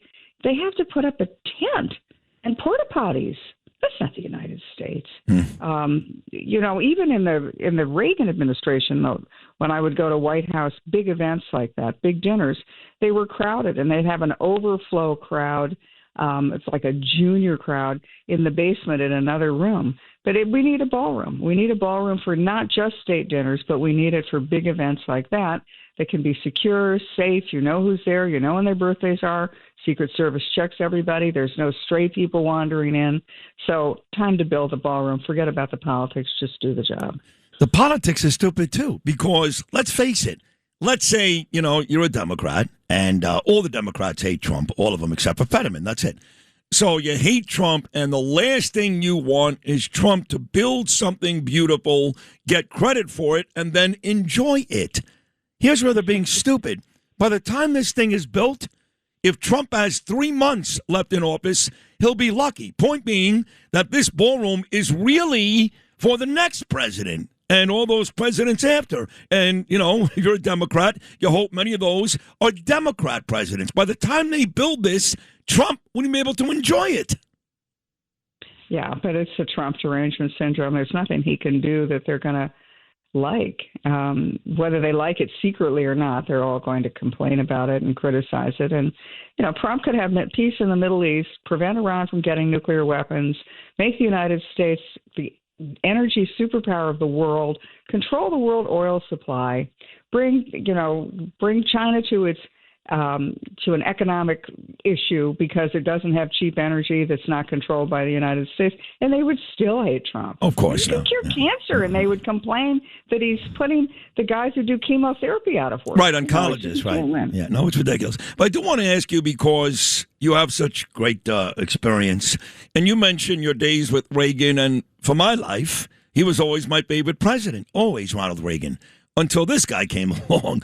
Now I love them both. I love both Ronald Reagan and President Trump. You've worked with both. You know both very, very well. Very intimate meetings with both Reagan and Trump. Very similar? Not really? What are your thoughts on those two guys in particular? They'll both be extraordinarily consequential presidents, probably Trump even more. The difference is that President Reagan was inspirational. His speeches were just, you cry. They were so beautifully done. His personal courage was terrific.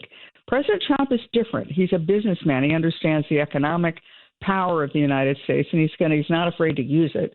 He's not as inspirational a speaker, but I think as a strategic thinker, he's probably a step ahead of Reagan. And here's why. So take Iran as the example in the Middle East. There are like 4 levels of this. One level is you don't want Iran to get nuclear weapons. The next level is a changed Iran could be a force for peace in the Middle East. If you had Middle East peace, if you had the Abraham Accords that were extended to Iran, and that's an if, but if it happened, you would have the part of the world that has been the source of all of the world's major conflicts for the last 50 years at peace. And it would be one of the world's major trade regions. It could become the world would be a different place. And then the next level of this is what President Trump is doing in the strategic sense, is he wants to have the United States control world energy. So we have the American energy, oil and natural gas. We're now the world's largest one of the largest oil exporters. We are the world's largest natural gas, LNG exporters. We now control the Venezuelan oil. We have an influence over a number of countries in the Middle East, the Gulf Arab countries, particularly the United Arab UAE, which just quit OPEC. If you could get Iran in that constellation where we would have influence over their oil and their energy, we would then dominate, 75, 80% of the world's energy. The only thing that China would have left is really Russia. So what's the next step? And this is the really critical dimension that looks out over a generation, is that the country which has technology married to cheap energy is going to be the country that controls artificial intelligence, quantum computing, really controls the future. Now, when you look at the globe, there are many countries, or several countries, have a lot of abundant energy. As I said, Venezuela, Iran, Saudi Arabia, the United States. Which countries have superior technological capabilities by an order of magnitude? The United States and China. There's only one country that has both. The United States, with its technological superiority and innovation and creativity, married up to cheap energy, puts us in a position of being the sole superpower for a generation. China doesn't have any energy. No. That's why it's so critical for them now. No, I agree. Right now, we are the only superpower. China, power, Russia, power. The only superpower right now is us. You mentioned the word courage, talking about Reagan and Trump, and they both got shot. Obviously, Reagan's was a lot more serious. Hinckley almost killed him. But then he went back and he continued to serve for years after that assassination attempt. And again, he was pretty messed up, Ronald Reagan. Trump, they tried to shoot 3 times, and they hit his ear, of course, back in Butler. So when you talk about courage, you're talking about 2 guys. Now, neither, thank God, was assassinated like John F. Kennedy or Lincoln. But you're talking about 2 guys that have actually been shot on the job. Pretty intense. And I think that the similarity between the 2 of them is that Reagan, after he survived, almost killed in an assassination attempt, he said, and others around him said, he was a changed man. He felt he was a man of destiny, that God had kept him alive to do something really important in the world, and that was take down the Soviet Union and world peace. And from President Trump, I think he's also a changed man, certainly since Butler. You know, if you look at the things he was saying in his first term and compare it to now, in his first term, a lot of it was about him and about how he was going to do this, he was going to do that. Now it's much more about the nation, the country. You know, he likes his fair share of praise, but now he seems much more like a man on a mission that's not about himself, but about the future of the country and really the future of the world. Yeah, sometimes I get annoyed, and, you know, nobody loves him more than me, except for maybe you. But, I mean, I adore the man, love him, and sometimes I want him to be the Trump of 2016, 17. Like, I don't care what anybody says to me. That guy, 2016, 2017, would be trashing Mamdani right now. And this guy, because he wants New York to thrive and the economy and all that, this guy is 9 years later a little more level-headed. He's older. He's been shot.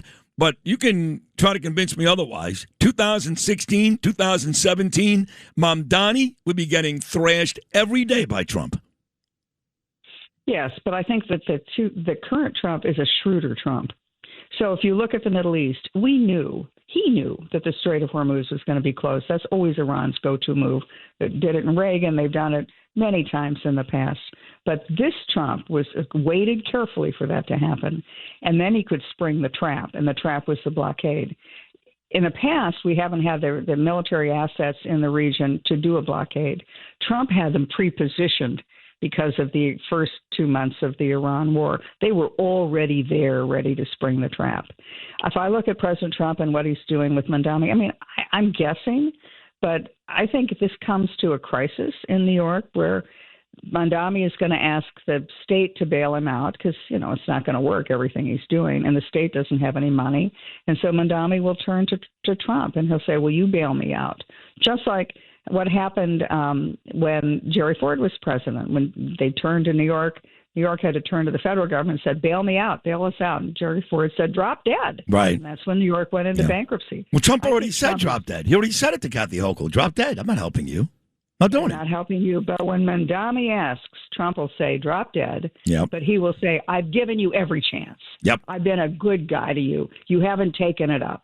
You haven't. You're still having this sanctuary city stuff. You're still doing all the silly things that you're doing. I've given you every chance. You haven't taken every chance. Drop dead. Yeah, I got to think, I love that drop dead. Oh, KD. I got to think that Trump knows Ken Griffin pretty well, and Ken Griffin's $50 billion.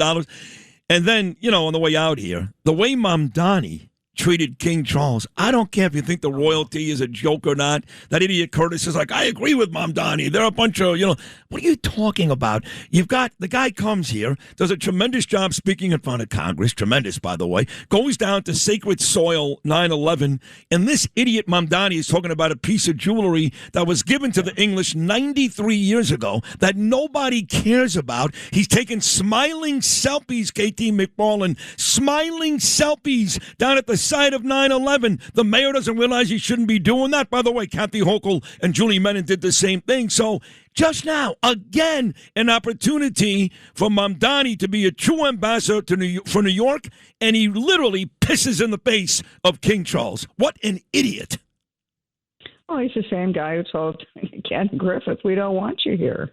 You know, how's that going to work? It's not going to work at all because everyone with any kind of business interests in New York City is looking at not only their own personal stake of, oh, am I going to get taxed because I have this second residence, but everybody who works for them. So what Mamdani is really doing is saying, rich people, leave. We don't want you. And what does that do to the New York economy? It causes it to go into free fall even more quickly. And then I think that the Trump final, patient move of President Trump, I think that he has the option then of saying to Mamdani, drop dead. Yeah, he started that with Truth Social a couple of weeks ago when he actually did say Mamdani is, quote, in capital letters, destroying New York City. KT, you're not. You're beautiful. You're great. We love you every Friday. Thank you for another amazing appearance. Have yourself a great weekend. We'll do it again next week. Thank you so much. Thank you. God bless you. KT McFarland right there on Sid Friends in the Morning does a great job with us every Friday. We love KT. Take a short break. Still lots more to come. Some great guests. Famous defense attorney, my good buddy of 48 years, Joseph Tacopina, is going to be here. The amazing comedic actor. He spends his days and nights now bashing Mamdani. He's really funny on Instagram. Michael Rapaport, he's going to be here. And tomorrow is the 152nd running of the Kentucky Derby. Our good friend Dick Jerardi gives you the winners for tomorrow's race. He'll be here in the 9 o'clock hour. The Friday edition of Sid and Friends in the Morning rolls on with Glass Tiger. Sid and Friends in the Morning on the Red Apple Podcast Network. One of my favorite albums ever. I'm so old I just said albums. Did you hear that? Unforgettable Fire by U2. This is the title track from that album. Actually, the first song on side 2. Remember that, Noam, when we had sides for records? Yeah. It's a great album. You've got Pride in this album, In the Name of Love. You know that song. And Sort of Homecoming is on this album. Unforgettable Fire. I want to say about 1984, maybe, or 85 for U2. That sounds right. I was trying to explain to my kids the other day, like, what a stereo system was. Because stereo system, I know. I said, you had to see the setup I had in my bedroom and how much money I dropped on it. I know. And now we're like, this little Bluetooth speaker is kind of doing the exact same thing, which is amazing. But it's not as fun. See, I used to live in Brooklyn, 2216 Quentin Road, and I live right by Kings Highway. Kings Highway in Brooklyn is this kind of major thoroughfare. They've got stores and for blocks and blocks and blocks. And my next door neighbor, Joseph, and I, we used to love to walk to Kings Highway and buy baseball cards and do all that type of stuff. But there was also a place called Jimmy's Music Factory on Kings Highway. And we would go, and we can spend an hour in that record store just looking at the album covers, and it was fun. Yeah. It was fun. Now, you kind of had some of that when they had the CDs before the DVDs, the CDs. Yeah, but you lost, like, the liner notes and all that stuff. Yeah, all that cool. The album covers, it was so much fun. Now, look, I must have destroyed 1,000 albums as a kid because you have to be very, very careful with where you place the needle and all that nonsense, But that stuff was fun. I used to set up my album covers and sometimes by color, sometimes by the style of music and all that good stuff, and it's all over now. So. Yeah, I had the brush where you'd put like the drops on the album to clean the. Oh, you had that? Oh yeah, I had like a Techniques. Was that the name of it? I had like a high end, turntable. I remember, and then so I wanted to make sure the album sounded as good as possible, and so I put these little drops on a brush and I would put it over the album. It actually worked. Who knows? It's probably nonsense. Yeah. It's probably water for all I know. Right. My sisters, because I've got 2 older sisters, 1 baby sister, Ray, Sherry, and Alana, they had those little albums, what were they called, 45s? Yeah. They were small, circular albums, and they had like the Beatles and all that stuff because they were around for that era. My sister Alana especially was at that age of Woodstock. I was born in 1967, so I was only 2 years old, maybe. No, 2 was 2. During Woodstock. But when I was a kid, I had all my sister's 45s. I have no idea where all that stuff is now. No idea, but it was just different. It was fun. Did they have it in that little box? My mother had like this little white box. Yeah.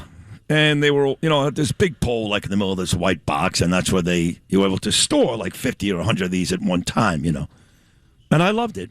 Look, I'm one of those people. I don't love everything about this new age era. I don't. I take advantage of it. You have to, don't you? And the phone is nice and easy and convenient. You do everything on your phone. I mean everything. But I liked a lot of the good old stuff. For me, my favorite morning, especially on the weekend, I was a little kid and I was not in school, would be to get the New York Post, sit there and have a bowl of Cocoa Pebbles. Oh, the best. The best. Yeah. And the sports section. I never read the front of the paper, obviously. And no one had a better sports section. Nobody than the New York Post. There was no ESPN.com. There was no online. So I would sit there. I'd get milk all over the box score. It annoyed the hell out of me because it would move the ink, But to sit there and read my baseball box scores and have a bowl of Cocoa Pebbles or whatever I had, Fruit Loops or whatever it was, I could do it for an hour. I loved it. Doesn't happen anymore. No, and you miss out that sharing part of it, because I can remember being at the table reading the paper too, and I would flip to the standings. I'd want to see, the standings, the Phillies were doing, whatever. Right. But also there was that shared music, right? Because now all the music's in your ears, right? Everybody's listening, with some form of a headphone or earbuds. I remember, I would blast albums in my house. And, sometimes there'd be arguments about the music. I remember my mother, would blast her own stuff like Barbra Streisand. I was, I'd heard music that kids would never hear now because I had to listen to her music as well. Sure. You know what I mean? So I liked some of it, I realized. I never admitted it at the time. But well, you just did, didn't you? I loved Barbra Streisand. So do I. Yeah. And my parents loved her, too. We'd have these big barbecues upstate during the summer, and my dad actually bought like Barbra Streisand's 50 Greatest Hits or something, and I'd be sitting there singing The Way We Were. And nobody does that anymore. Evergreen. No one does You that don't blast the music in the house. No one does anything anymore. I don't even know necessarily what my kids are listening to a lot of times. I don't know. Yeah. The world is filled with craziness. I'm serious, craziness. I think you know this about me, all you guys. And my audience, that's why I'm so popular. I'm a pretty easy guy, I like what I like. I don't get crazy about most stuff. I hate the mayor, obviously, but, I tend to enjoy most things. I tend to give most people the benefit of the doubt, except the Democrats. I don't know what the hell happened here. I don't know what's gone on in this world. People are always angry. They're angry. They've got all these crazy theories, and, I just approach every day with the attitude that it's going to be a good day, and I enjoy the things I enjoy, and the stuff that makes me angry, you know me, Noam, it's gone in 60 seconds. Yeah. You don't even see that stuff when I'm off the air, almost never. And I miss a lot of the old stuff that was easy, it was cheap. Didn't cost a lot, maybe a quarter to buy the newspaper rather than $1,000 phone, and it was better. People say things are different. No, it was better. It really was. And, everybody talks about this affordability crisis. A lot of it is all this new, is everything we're paying for now that we weren't paying for 30 years ago. Yeah. I would go out with Joseph and we'd play stoop ball. We'd play stick ball. Yep. It was great, Stay at the park for hours and hours and hours. There was no Roblox. There was no, whatever else my son used to play. I don't know. Thank God he's not like one of those people, but there was none of that nonsense. Now, look, I was a kid when the Atari 2600 came out, and I went nuts. And I had the very first ever Commodore 64. So I was around for all that. My brother-in-law, Albert, owned a electronics store, a very popular electronics store in Brooklyn. Two of them, really, Warren's World on Ocean Avenue and then Brooklyn Magnavox on Nostrand Avenue. So I was around for all that. I worked for him, actually. I saw Activision come alive with Kaboom, if you remember, on Atari, and then all the Mattel stuff and all the ColecoVision and all that, and it was all kind of cool. But I had no idea we get to the point where now my kids play games where I look at the screen and it's the real guy. Like, I'm pretty sure LeBron James is playing basketball in my son's room every night. Sometimes you can't tell the difference. I think he's there. Yeah. Swear to God. It's just insane. AI is great, but it's not. But I don't worry about it because, like I tell everybody, they go, Sid, aren't you worried? AI is taking over. No. I've said this 1,000 times. I'll say it again. The reason why people become popular, the reason why people become beloved figures, not just hated, is because there's an authenticity that a computer can never, ever, ever copy. So I don't worry about AI. They can copy my voice, they can copy my shtick and all that. That's great. But I've got an originality and an authenticity and a soul. AI has no soul. It's a computer. That's it. Human beings, we've got soul. So don't worry about it, okay? Don't worry about it. We'll be fine. But I could do without a lot of this stuff. I really could. Let's take a break. 3 more great guests still to come. Again, we'll talk to Dick Jerardi next hour. The Kentucky Derby tomorrow. I do enjoy those 3 races, the Derby, the Preakness, and if there's a chance at a Triple Crown, the Belmont. And don't forget, folks, this year, the Belmont is in Saratoga. because they're rebuilding the track. Belmont comes back to Belmont next year. This year it's in Saratoga. We'll also talk to Joe Tacopina and Michael Rapaport. Rapaport, the great comedic actor, he's coming up next on the Friday edition of Sid and Friends in the Morning. Sid and Friends in the Morning on the Red Apple Podcast Network. Here he is. Everybody loves this guy. Comedic actor extraordinaire, Michael Rapaport. Michael, good morning, buddy. How are you? Sid, you got it exactly right. That's why I chose that song. Also, it's a Friday. The weather's nice. Wanted to start the day off slow and then build some momentum into the weekend. Didn't want to come in with too much rah-rah after the Knicks. What did they win, by 70 points last night? I mean, Mike, I've been watching basketball crazy. a long time, and I just turned 59 last Sunday. I've never seen a game where it was 72-22 in the second quarter, ever. Yeah, me neither. I've never seen a regular season game, a preseason game. I've never, I coached a championship team in California, 13-year-olds. We won the championship. That's a different story for a different day. I've never seen that kind of romp. But listen, we won the series. We were supposed to win the series, and that's it. That's all it was. It's a first-round victory of a team that was struggling, the Atlanta Hawks, and now we move on. There's nothing to celebrate, nothing to get cocky about. We have a Philadelphia team that is starting to click, and obviously Boston's always going to be a problem, and it's only the second round. It's nothing. We've been through this every time we talk about the Knicks, Sid. We talk about the heartbreak, the horror, just the devastation. So it's the second round, and now we move forward. That's it. Well, you talk about Boston. I mean, they're not going to lose a game 7 at home, but it is shocking, almost as shocking as the Knicks' second quarter score last night, is the fact that the 76ers have moved this to a 7th game. I'm not that surprised. Joel Embiid is, when he's healthy, if he could stay healthy, I mean, he's literally game to game, but if he could stay healthy, he's a whole other beast out there. So I wouldn't bet against Boston in game 7, but I was thinking about this. If the Knicks play Philly, I hate the Philadelphia fans, love the city of Philly. I love the people of Philadelphia. But as far as Philadelphia Eagle fans, let me ask you this. Which fans do you think are more despicable, more savage? Boston sports fans or Philadelphia sports fans? It's not even close. Philadelphia fans are the biggest scumbags in the country. Not even close. Over Philly? Philly's the worst, not Boston. Philly. Oh, okay. I mean, I don't know, Sid. It's tough, man. It is tough. Those Patriot fans in their heyday, obviously, they're on the way back, but in their heyday, and Boston Red Sox fans, this is a corrosion. This is a breed into itself, Boston Red Sox fans. And then you have the Bruins fans. I don't even know how they fill that place up. They let people out of prison to go watch these animals. These are animals.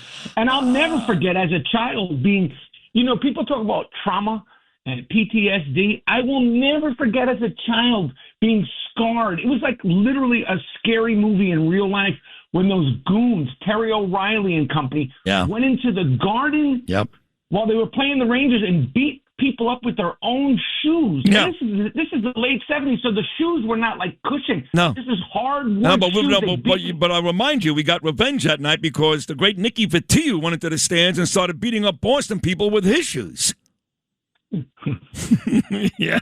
And listen, Nicky Vitillo, is he alive, right? He's alive. He's alive. He's one of those guys like Joey Koser. I guess to a certain extent, guys like Beck and Huber, but Ty Domi was that guy too. They just went on the ice and they beat you up. They scared the hell out of you. Vitillo was the best. Him on the show? Oh, years and years ago when I was still doing sports on FAN, not this show, obviously, because I don't do sports like that, but I've had everybody on when I did sports, sure. I love those guys. I love when the Rangers had those guys that just beat people up. The sport is different now, but the sport is different. But I will tell you that going to an Eagles-Giants game many years ago, we were being called all kinds of horrible words, and it was really scary. I was scared, and the Eagles won that day. Randall Cunningham and the Eagles, they blew out my Giants. They killed us. They were still angry, these psycho fans. And imagine the shock when me and my dad got to the parking lot and our car was turned upside down. True story. Veteran Stadium, swear to God. Veteran Stadium, Philadelphia. That's when they had, remember they had the jail at the stadium? These are not sports. I'm telling you, these are convicts. I think they let them out for the games.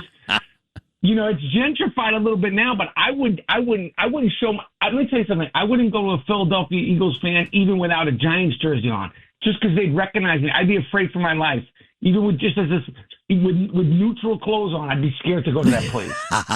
It was a very, very scary place. There's no question about it. But maybe not scarier than we're witnessing right now in New York City. I love going to your Instagram account every day and watching you bash Mamdani like you do every day. It's great. Yesterday again, another great video. Every day this guy does something, whether it's overtaxing the rich and trying to get people to leave, or what he did to King Charles, which I thought was pretty grotesque, or just every day. I mean, but Mike, are you not surprised this guy does this every day and is not getting a bigger reaction? See, so this is why I consider you my brother, Sid, because the word surprise came up last night when I saw that tweet about from Zoran the Moron. That's what I call him. That's what he'll be called, Zoran the Moron, period. Okay? When I saw his tweet about another flotilla, this is a week of tweets and garbage and bull crap. And I mean, but to see that last night about a flotilla that got, they told you, Greta and your flotilla freaks, don't come. If you come, we're going to arrest you. And every single time they come, they get arrested. And people are baffled. See, these are people that didn't grow up with rules and consequences. Their parents never disciplined them. They never dealt with consequences. So they think when the world and Israel says there's a war going on, this is not safe, this is international waters, if you come here, we're going to arrest you animals, you scumbags. And then when they get arrested, they complain and they cry.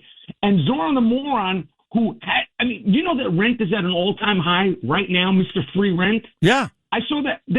But so when you ask me about the word surprise, I just feel like I'm a glutton for punishment and I'm an optimist, and I haven't had enough of I haven't eaten enough of the dog doo-doo.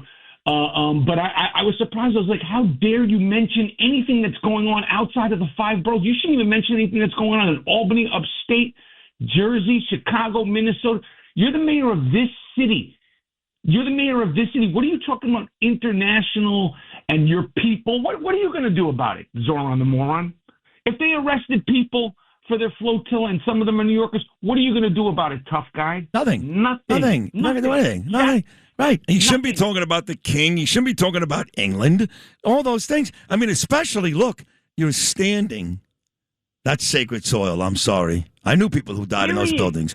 Come on, man. You're the mayor of New York. We know you hate America. We got it. Forget about Israel and the Jews. We know you hate America, okay? We got it, okay?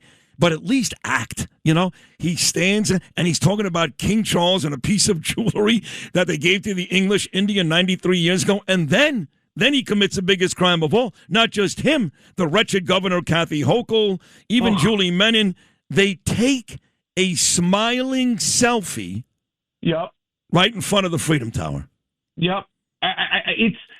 He's worse than I thought. His rhetoric is worse than I thought. I think that whole thing with the king was a staged question. I don't think that was I think he was prepared for it. You know what he's like? He's like a social media guy. He did it for the gram. He did it for TikTok.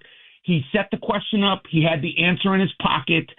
And, it's all for some, you and I could discuss it. He thinks it's great when people are triggered. Yes, I'm triggered. I live 10 blocks away from that stained Gracie mansion. I'm triggered. I wake up triggered. I love this city. I am triggered. I have no shame. You're not going to shame me about being triggered. You're not going to shame me about having emotions, about caring, about sniffing that dog doodle. I smell it. I walk the streets and I smell it, and then I got a good sniffer, and it always leads me right to Carl Schultz Park outside of Gracie Mansion. Yeah, I know that. Every day. So it's frustrating. And I'll be totally honest, Sid. I know we talk about the mayoral running in 2029, the campaign. I'm going to tell you this: whoever else is listening that might be thinking about running for mayor, and that my consideration is totally real. Yep. But if you think anyone is going to go out there and out BS him and out finesse him and out smile him, don't waste your time. Don't waste people's votes. The only way to get this guy out is to turn the 2029 mayoral campaign into a street fight mentality. Not literally, but it has to be dirty. It's got to be ugly. It's got to be messy, and it's got to be must-watch TV. There is no other politician that I am aware of that has the ability to out. He might be the greatest bullcrapper in political history. And we're talking about some of the best of all time. So if anybody's thinking about running for mayor, don't think you're going to do it the cute way. It's going to have to be in a completely unorthodox street fight mentality, crap fling, doo-doo fling way. Otherwise, we're going to have 8 years of this clown. No, 8 years. I know. And right now, it seems like that's going to be the trend. A lot of people are saying they're going to run. They're going to run. Some okay, some stop. But if you did run, I'm curious. Sid. No, Sid. Who said? Let me ask you a question. Outside of myself and you. Yeah. What quote unquote real politicians are saying they're going to run? Well, they haven't said it publicly, but I'm telling you, it's a good bet that the police commissioner, Jessica Tisch, is going to run. That's a big one. I love Jessica Tisch. I love her. I think she's great. She won't beat him. Okay, I think that with all due respect. Okay, she won't beat him. I think the Speaker of the City Council, Julie Menon, is going to run. Nope. Okay. And I say that with respect. I agree with you. People are going to win. I agree with you. I agree with you. But the bigger question is, Mike, if you did run, and you'd have to make that announcement relatively soon, would you run as a Republican, which I know you say you're not, but you're closer to that these days than a Democrat, or an independent? I would run. I mean, I'm not going to answer that because I don't want to not put myself in a box, but I'm not going to do anything that won't put me into the best position to win. Okay. And if it means, A, I'll do A. If it means B, it means B. I have never been to the Capitol. I've never been to the White House. I have no allegiance to any politicians. There is no agenda. I don't want to be governor. I don't want to be a senator. I don't want to be a congressman. I want our city to be respectable. I want the people of our city to feel proud. I want us to truly be united. I don't want a divisive mayor in New York City. I have no agenda. I don't want to be president. There's no nothing. I want our city back. No, it's true. Literally. Listen, I know. Listen, I think you love this city as much as anybody I know. Here you are. I can't stand bullcrap. I know that. So I think you probably should run. My question to you, though, is can you still act, be in all these great movies you're in? Can you still do stand-up comedy once you start running for mayor? Well, when the campaign gets serious, I'd have to, 2 years out. No, I'd have to focus on it, and I would focus on it 150%. I'm not going to play games. I'm not going to waste. Wait a second. Time. You're telling me you're willing to give up a night in the clubhouse with Andy Cohen on the Bravo channel to try to fix this city? Really? Why can't I go? Why can't I go on? Why can't I talk about the Real Housewives of Rhode Island? Why can't I talk about the Real Housewives of Beverly Hills?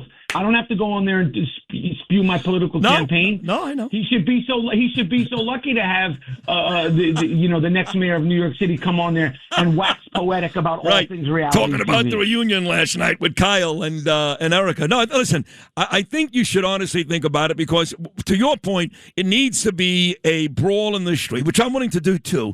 But it needs to be somebody who doesn't love the position, who doesn't love the job, but someone who loves the city. The city. And the people that you mentioned, like I said, they're both great. They're both respectable. They're not going to win. I'm talking about if you're going to win, it needs to be akin to Trump in 2015, but even on steroids. It needs to be something like out of a movie. And I'm not saying turn it into a freak show and turning into disrespect, but someone needs to go at him. I would attack him the way he attacks New Yorkers in the subtle way, but I would make a straight line. Where's your wife? Where's Rama? She was all at the fashion shows. She was all doing the photo shoots, and then we found out what kind of evil, social media person she is. We found out it was confirmed. We knew because those dark, beady, dark eyes, we had a feeling she was evil. And then we saw that on October 7th, she was tweeting and liking. And also, Zora on the Morning, what were you doing on October 7th were you in the corner, oiling yourself up? What were you doing while your wife was liking all these tweets? Yeah. Sir, Mayor, answer that question. He's going, no, you're going to answer the question is what's going to happen. Yeah, he never has. He's been asked that a couple of times, and all he says is, I love my wife. That's great. I'm glad you love your wife. Good for you. And why are you smiling, sir? Yeah. Mr. Mayor, why are you smiling? If things are so bad, rent is at an all-time high, affordability is at an all-time high, what's with the smile? See, you're in a tough spot because you spent a lot of years in Hollywood because, again, you're a big-time actor. I love all your movies. I do, man. You're a really good actor. I know you do. So you would be in Hollywood quite a bit. You really came back to New York, I guess, after COVID to be a full-time New Yorker again. But it's not even like, you know what? This mayor is so bad. I'm going to stop spending my time on the Upper East Side. I'm going back to Hollywood because that city, Los Angeles, is just as bad, maybe worse. Completely. But I will tell you, I never met Spencer Pratt, but what's going on, the fact that he's making a splash. I like him. No disrespect to Spencer Pratt. He's no Michael Rapaport. No, he's not. No. So in terms of, I'm not saying in terms of, like what he's accomplished. I'm saying in terms of like the grit and the fight. Like, he's doing a good job. He's rallied some people, and I think he's got a chance to make some impact. I don't think he's going to win, unfortunately. I will learn and take from what he's doing out there, and take it to this guy's chest. It'll be like the great Nicky Fotillo. Yes. And Nicky Fotillo, if you're out there, come on. You want to? I could have him do something. He could be a part of the campaign. Get him in. Get him. Get Joey Koser. Listen to me. Get him. Ty Domi. Ty Domi's a big star. In Hollywood, Ty Domi's bigger than Wayne Gretzky. I swear to God, that's a true story. Do you think that a Democrat is going to win that mayor job in L.A. again? And what about this governor's race? What about this governor's race? They're saying now because there's only 2 Republicans, and now you got a bunch of Democrats that had to back out, including Eric Swalwell, that the Republicans, maybe a guy like Hilton, has a decent chance. What about those races? I think that a Democrat is going to somehow, some way, the good people of Los Angeles, and I know so many of them, the good people in Los Angeles somehow haven't learned their lesson. And I'll be honest, knowing that city very well, Los Angeles is further gone than New York City is. Wow. It's further gone than New York City is. New York City is a close second. Obviously, San Francisco is a zoo. They ruined that iconic, gorgeous city. I mean, they talk about a nosedive. I love it there. Beautiful. What a beautiful city. Gorgeous city. Gorgeous. The architecture, the people, the history, and they ran it into the ground. Let me tell you something. You walk the streets of downtown San Francisco, forget about going to an Eagles game. You need to keep your head on a swivel down there. I know, they're all junkies. It's all junkies and criminals. And Pac Bell Park, which is a gorgeous stadium, Pac Bell Park, I've been there many, many times. I love that city. I really do. Down by the Embarcadero, we get the great, the soup, the clam chowder. But nice chowder. Yeah, it's all criminals and junkies. Don't forget. When we start talking about illegals, yes, I'm using that word, tough. Illegals killing innocent Americans like we saw. Bad word? No, you're not supposed to use it. Democrats say it's dehumanizing, okay? But it all started with Kate, this beautiful young blonde girl who was shot and murdered on a pier in San Francisco many, many years ago. She was kind of the first of now we've seen in the last couple of months, Sheridan Gorman there in Illinois. She's a New York girl. And Richard Williams, an 83-year-old war veteran, killed on the subway tracks in New York City, and still not a word from the jerk-off mayor. He'll defend Mahmoud Khalil. He'll defend Nurdin. But you've got an 83-year-old Vietnam War veteran dead on your subway tracks. That guy never said one word. Not a word. No, but he's worried about what's going on with the flotilla. What are you, this guy, come on. We know what it is. So I am urging anybody that is considering running, don't waste people's time. Don't waste donors' money if you're not ready to get in the sandbox. When I was a kid, I'd go into the sandbox. I'm talking about 3, 4. You get messy. You build tunnels. You have your Tonka toys and all that stuff. It needs to be that. Dirty, muddy. They need to hose you off at the end of the debate, at the end of the day of politicking with this guy. Oh, you're going to be great in those debates. So what more, if you do decide to do this, you have to decide soon. You know that, right? Because you got to start raising money. I know. Okay. I know. I'm on it. Well, will you at least do this? I know that I was actually on, I got to run here, but I was actually on the Larry King show. It's a true story, okay? I was on Larry King's show, and he had me at Jay-Z's nightclub in New York, even though I was living in Miami at the time, doing sports in Miami. I was at Jay-Z's club in New York. You had Stephen A. Smith in Philadelphia. You had a guy named Kim Boltcamper down in Miami. He had all of us all over the country the night that LeBron James was going to tell us where he was going next. And, of course, he told Jim Gray, that he's taking his talents to South Beach. Now a lot of folks do that on Instagram or Twitter. If you are going to run for mayor, will you make that major announcement right here first?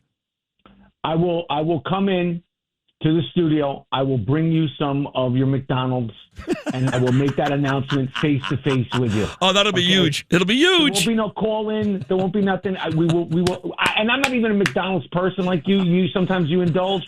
But me and you will have some Egg McMuffins. We will do it live on the air soon. I do love that breakfast. Give me an Egg McMuffin. Give me a hash brown and a little orange juice. All right, so there it is, folks. Get ready. I think it's going to happen. So if you love Michael Rapaport like millions and millions of you do, and I do, that's going to be happening sometime in the very near future. Mike Rapaport, as always, amazing job. Enjoy your beautiful weekend. Let's go Knicks. Let's go Knicks. Tell your family I send love. Have a great week in New York. You got it, buddy. My family loves you. They all love you. Michael Rapaport right there, the great comedian. He really is a terrific comedian. I've seen a stand-up act many times at Caroline's. Great actor, too. So many great movies over the years. So many great movies. We'll take a short break. When we get back, my dear friend of 48 years and amazing defense attorney, the best in the world, right? Joe Tacopina. He coming up next on the Friday edition of Sid and Friends in the Morning. Sid and Friends in the Morning on the Red Apple Podcast Network. Just got nervous. I just got this nervous pang from my son before I talked to Tacopina, my best buddy for 48 years. My little boy Gabriel is taking the SATs tomorrow morning. He's been doing great on his practice tests. I mean, great. Big scores, 13, 1400s. And there's one school in particular he'd like to go to. We want him to go. And it's not in New York. And he needs a certain score to get it. He's been getting those scores on his practice test, but tomorrow it's no longer exhibition games. It's not preseason. It counts. So, Gaby, I know you're in school. You're not listening, although who knows? Good luck tomorrow, son. I'm very proud of you. I love you. Proud of my daughter, too. She's doing great work with Aidala, Ava. But my son, big day tomorrow. So, SATs. And, I didn't get a very good score on my SATs. I didn't need it. I just needed 1,000 to get into Miami. And I got a 1010. So I went down to Coral Gables. How about you, Joe? You went to a great college, Skidmore University. Did you do well on your SATs? I was okay. I was more focused on the hockey part of it, and then that's how I got into Skidmore, really. Well, did you get a full-paid hockey scholarship to Skidmore? Yeah. I mean, as much as they could give for a D2 school, but yes, as much as you can get, I did. So it was. It wasn't the SAT scores that got me into Skidmore, put it that way. But I was saving the best for last from an academic standpoint. Well, listen, you and I were never great when it came to taking tests for academics. In fact, I tell this story all the time. We went to Poly Prep, this really expensive, school, ritzy school. All the mob kids go there. And, so they have something called the Polyglot. And that is the annual yearbook, and it's a beautiful book, actually, And then they have the president of the class, whatever. They take these polls, like who's most likely to succeed and who's going to do this, who do that. So I forget if it was the 5th grade or the 6th grade. They had who is least likely to succeed. This is a true story. Joe's laughing. Who is least likely to succeed? And it was a tie. It was a tie between Joseph Tacopina and Sid Rosenberg. You know what I say now? Blow me. I want the addendum on that, because as long as they could put an addendum where it'll say that I now teach at Harvard Law School. Forbes magazine named me the top lawyer in the United States of America. Pretty good. And I'm the United States Army ambassador. I mean, I'll take that addendum because that just goes to show you, impossible is nothing. And if you put your mind to something, you can do it. So, yeah, I was a late bloomer. You were a late bloomer. Oh, yeah. You know, at 14, I wasn't really ready to blossom yet, but that's okay, Sid. That's, we hit our stride when we need to hit our stride. Right. They say better late than never. That's the case. I do want to ask you about Comey. So I had Greg Jarrett, who loves you. He loves you. He was on the other day. He's the legal analyst for Fox News. And I introduced the whole Comey story by saying, I know it's silly. I swear. I know it's silly. I think it's very smart for Todd Blanche to do it because Trump had enough of Pam Bondi, whether it was, Epstein or she wasn't putting away all the bad guys that Trump couldn't stand, like Letitia James or Jim Comey. So Blanche is doing all those things that Bondi didn't. And when you think about the names that you've been hearing to take over that job full-time, whether it's Jeanine Pirro or Harmeet Dillon or Lee Zeldin mostly, Blanche, I think, has put himself in a position where he's going to keep this job. He's going to keep it, and he's going to do it by making President Trump happy. So I think going after Comey does that more than the real opportunity to get him legally. But Greg Jarrett said, well, slow down. That second charge, that's a possibility. He said, don't bet on it, but it's a possibility. What are your thoughts on the whole Jim Comey arrest? Look, you just hit the nail on the head. Todd, look, if you accept this role, you have to know what you're signing up for. And Todd understood what he's signing up for. Todd's a dear friend of mine. I love Todd Blanche. Todd, I think, would be the best choice for Attorney General because he has what it is. He's ridiculously smart. He's measured. He's not excitable. He doesn't get flustered. He doesn't get, the Attorney General is different. He's not the president. He doesn't have to throw bombs at people. He doesn't have to call reporters, ignorant or whatever. Todd is class, and he does it well. And he's also very smart. And look, he's a former federal prosecutor. He and I were co-counsel on one of the president's cases, and we became very good friends since then. And so I will tell you, I'm supposed to see him next week. Wow. He's the right guy, but part of this is you sign up for this job, you have to understand what you're doing, and if you don't, follow your boss's wishes, this is not a normal administration when it comes to that. So let's be real.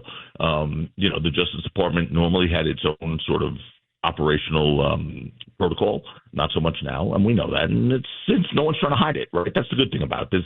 There's a breath of fresh air in the sense that there's no one hiding behind what it is or what it isn't, and so Todd knows that. And as far as the Comey case, look, Todd had that was obviously something that weighed very heavily on the president's mind, and I think one of the reasons Pam Bondi no longer sits in that chair anymore, and so I think Todd had to do it. It's a tough case. Let's be real. It is not only is it a tough case, but again, he put the seashells together to say 86-47. We know 86 is get rid of. It's even a tougher case, I guess, when you consider they've already done it and it failed. They've done it and it failed. And don't forget, in this instance, the Secret Service interviewed Comey twice over the phone and in person, and they closed the file. And they didn't think there was any threat, and Comey took it down.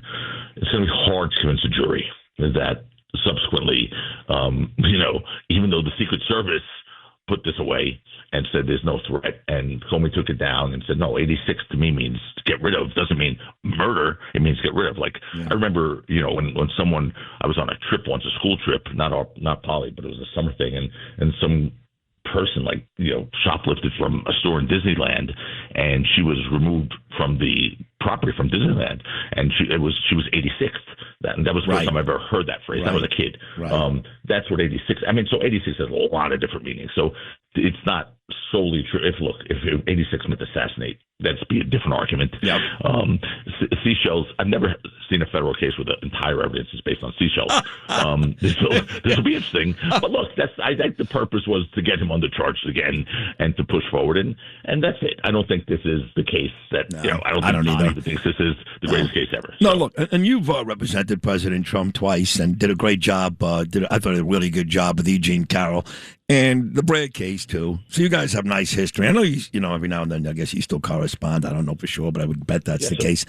Okay, so do you believe, Joseph, that they try to kill him again? You believe it? When you say they, Sid, I'm not. I'm really not a conspiracy theorist. I'm just not. No, when I say they, I'm not talking about Iran or me either. I'm talking about the Democrats. I'm talking about Trump haters. Yeah. I'm with you. I'm not talking about George Soros. Every time there's a protest or a rally, it's not. There's a lot of losers out there who can't wait to do stuff like that. So I'm with you on that. A lot of losers, right? So when you just said the word the Democrats, I don't think this guy represents I don't think the Democrats got together and said, okay, you go try and kill him. No. And some lunatic who obviously is a hater, and I don't know. It's weird. The whole thing was weird. Obviously, thank God he never got close. If that was really your goal, do what this guy did, because he was never going to get close. But I don't think there was any major conspiracy behind it. It's just another mentally ill individual. Yeah, he's a loser. Yeah, of course. I mean, look at his plan. I mean, there's a lot of people bashing the Secret Service. Okay, fine, he got past the initial thing, perimeter. He ran through the metal detector. He never came close to the president. They did what they had to do, and the truth is, if you really study this, it's less Secret Service and more the venue. You can't have it in a hotel where there's 3,000 guests, literally on the top the floor right above you, just milling around. That's the biggest issue with this, not the Secret Service. But it's become very cool these days to bash the Secret Service. I told you President Trump texted me Sunday morning. I texted him first. I said, glad you're okay. But you saw the text, right? He said, thanks to the Secret Service again today. Now, he wasn't saying that after Butler, Pennsylvania, when he got shot. But again today, he thanked the Secret Service. So you're a guy, you're around Army guys and these types of people. It was fine, right? Secret Service is great. I mean, listen, I've been around them. When I was representing the president, I was getting death threats that for a second I didn't lose a second of sleep over, because most people who give you death threats via email, are sitting in their mom's basement in their underwear typing, I'm going to kill you. Okay. I didn't think for a second they were valid. Okay. But, they're duty bound to act on those sort of things. So I had a Secret Service, detail for a little while because of those death threats. Yeah. And these guys are the most professional. I mean, they're terrific, and they always put themselves in harm's way at all times. So it's walk in those shoes for 5 minutes, please. Walk in those shoes for 5 minutes when you're the one who has to put yourself between a bullet and a person. Okay. They do a great job. And, the president's not one to give people compliments if he doesn't really think they're doing a good job. So, the fact that he's saying that is something that I think speaks volumes. He's kind. He's kind to his people, and he does appreciate that. He's actually a pretty nice guy, President Trump. Talk to me about this. New York is set to pass the most extreme.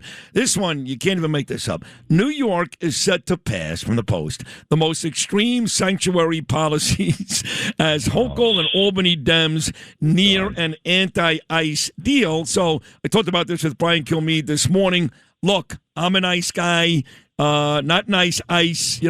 I'm sorry that Alex Preddy was killed in Minnesota, but he shouldn't have been there. I'm sorry Renee Good was killed in Minnesota. She shouldn't have been there. And the truth is, when you look at the amount of criminals they took off the streets and deported and missing children they found, that number exceeds 7,000. Tom Homan did a tremendous job in Minnesota. All we talk about are two people who, quite frankly, were instigators. They didn't deserve to die, okay? But two people compared to 7,000, and now all these cities are going after ICE like they're the bad guys, especially New York. What in God's name are we doing? Sid, let's be clear. This so-called sanctuary expansion in New York isn't about compassion, because that's what I read Hochul's comments. Okay, it's about cutting off communication between law enforcement agencies, and that makes people less safe. Period. Game, set, and match.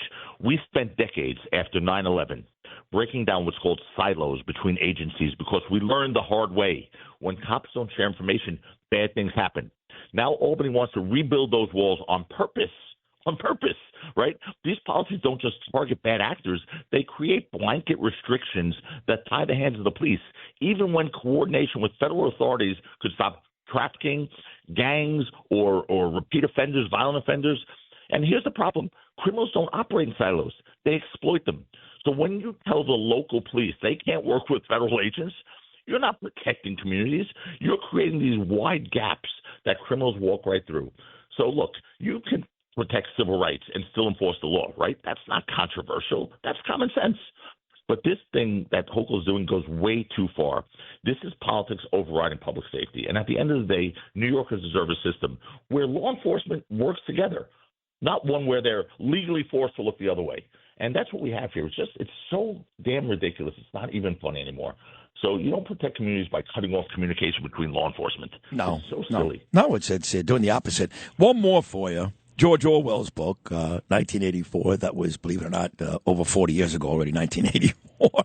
But, he talked about Big Brother watching you. And now between your phone that's watching you, your license plate, there are even stores now, grocery stores, right? You walk into a grocery store, and they take a palm print or a face print, and right away they've got all your personal information. I don't think people even realize, in fact, I know they don't. They don't even realize sometimes they walk into a store how their privacy is being invaded. They've got no idea. So I think it's great that the Supreme Court is going after Big Brother. What are your thoughts? Oh, Sid, me too. I mean, this is one of those rare cases. The Supreme Court this week's going to decide this. One of those rare cases where the Supreme Court isn't just interpreting the law, it's just really deciding what freedom looks like in the digital age, okay? So to me, if the government can track your face, it can track your life. This is about control, not convenience, okay? We're one court ruling away from turning every American into a walking barcode. Okay, wow.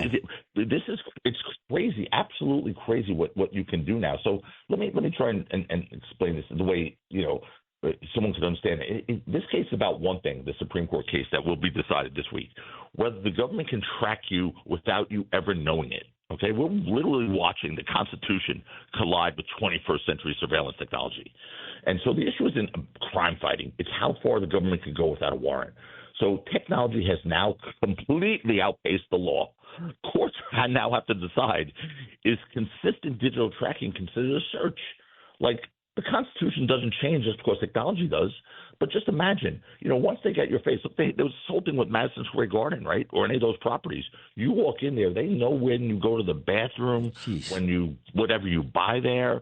Like, if you've said a bad thing about Jim Dolan in the past, the security's all over you in there. And this is unlike wiretaps and searches. This happens without your knowledge. So Americans can be tracked in public spaces in real time. So, and there are massive databases that already exist with millions of faces. Don't get me wrong. Oh yeah. So there's over half of the United States adults already have facial recognition systems in place. So it's to me it's too much. It's scary, and it's Big Brother like on steroids. It really is. So what is the Supreme Court hear this already? Where are we with that? They've heard it. They're going to decide it this week.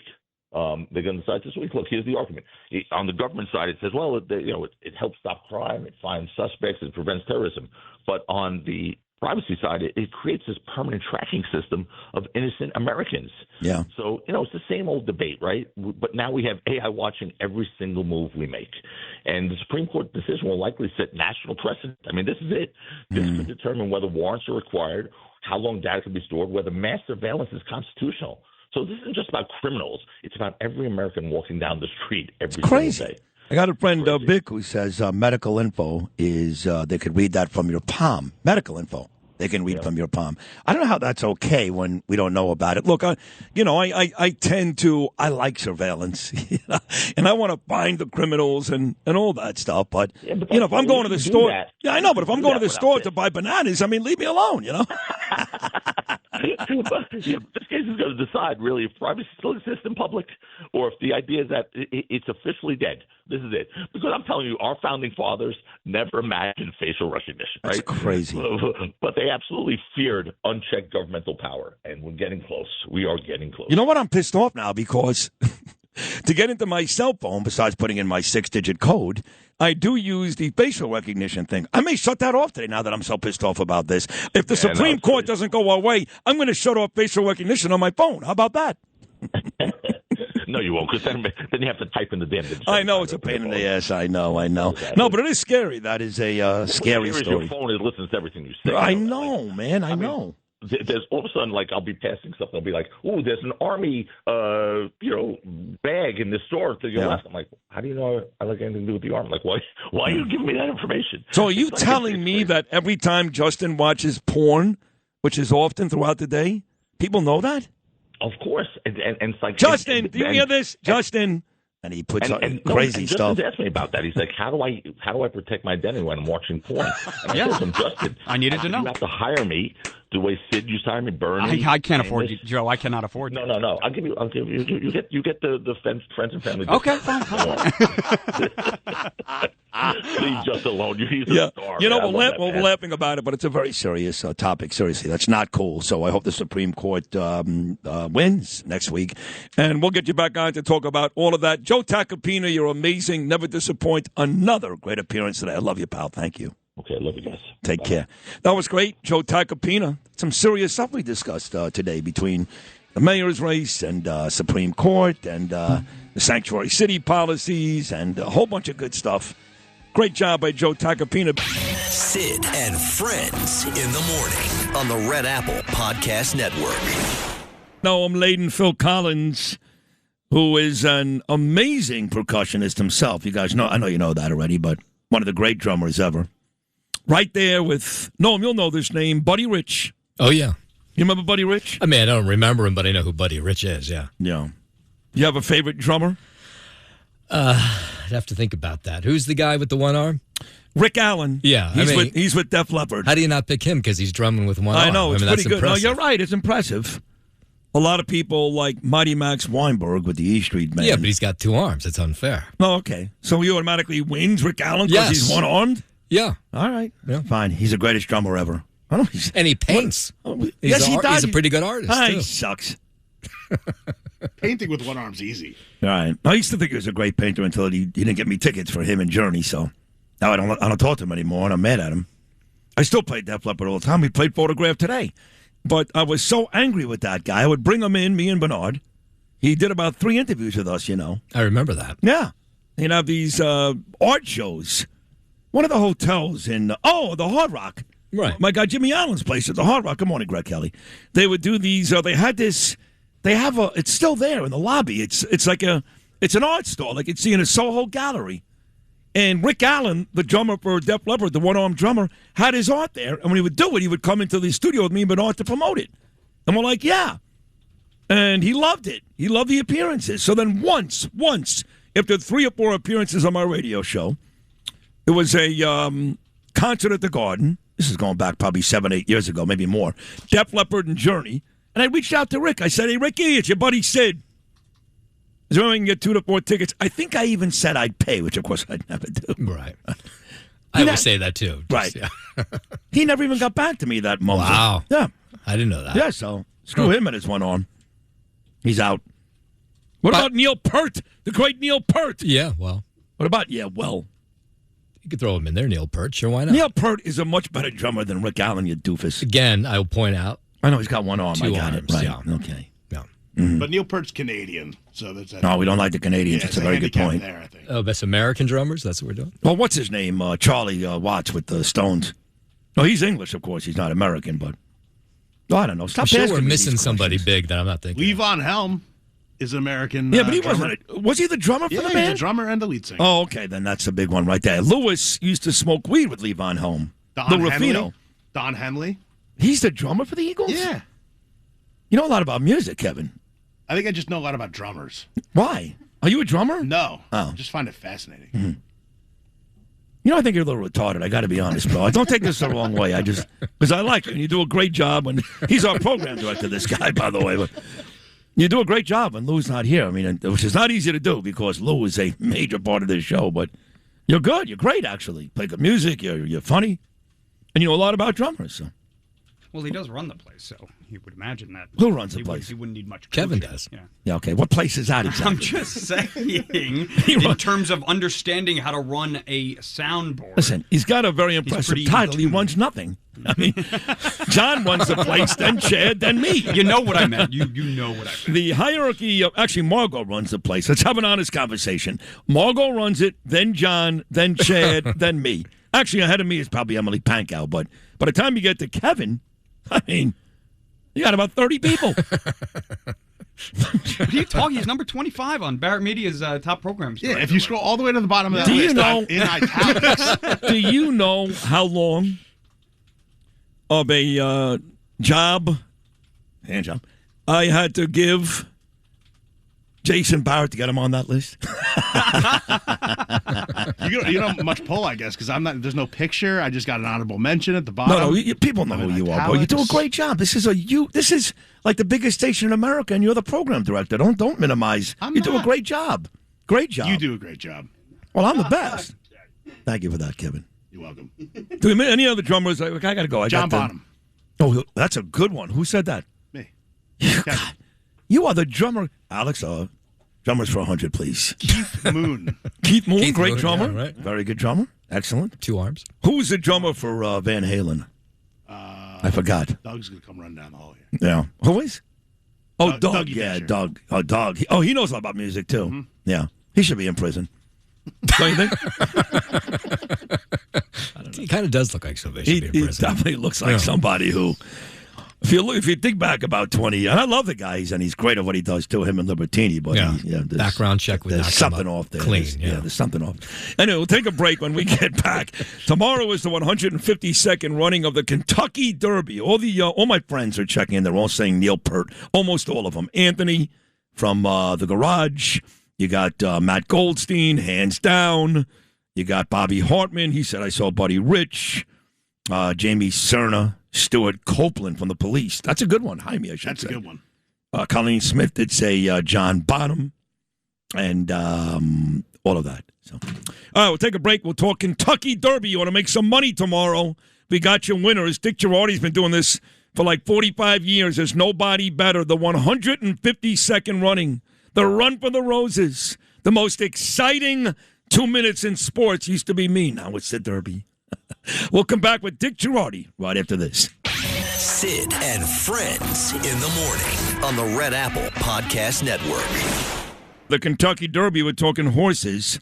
You know Joanna Wisher? We love Joanna. She's so cute, works for Trump. Her father, who's a great music guy, Robert, checks in. He says session drummer Steve Gadd. He said Buddy Rich, League of His Own. Ian Pace, he mentioned, from Deep Purple. I think we've already got Keith Moon in there, Heshy Ogenbaum, Dave Clark. Somebody mentioned Sheila E., and somebody mentioned Ringo Starr from the Beatles. Anyway, tomorrow is the 152nd running of the Kentucky Derby, a race we cover every year. And I don't know how long Dick Jerardi has been doing this. He's been out with me forever. I don't hear from Jimmy a lot, Shapiro. But he calls me when it comes time for the big races, and it's always Dick Jerardi. Hey, Dick, how many years have you been doing the commentating, the analysis for the Triple Crown races? About 4 decades, Sid. Wow. Starting in my hometown of Baltimore, and then I've been in Philly for 40 years. So, yes, 4 decades worth of commentating. Now, Baltimore, of course, you've got Pimlico, where the second race of this thing is. Right? I don't know. Am I wrong? I don't know.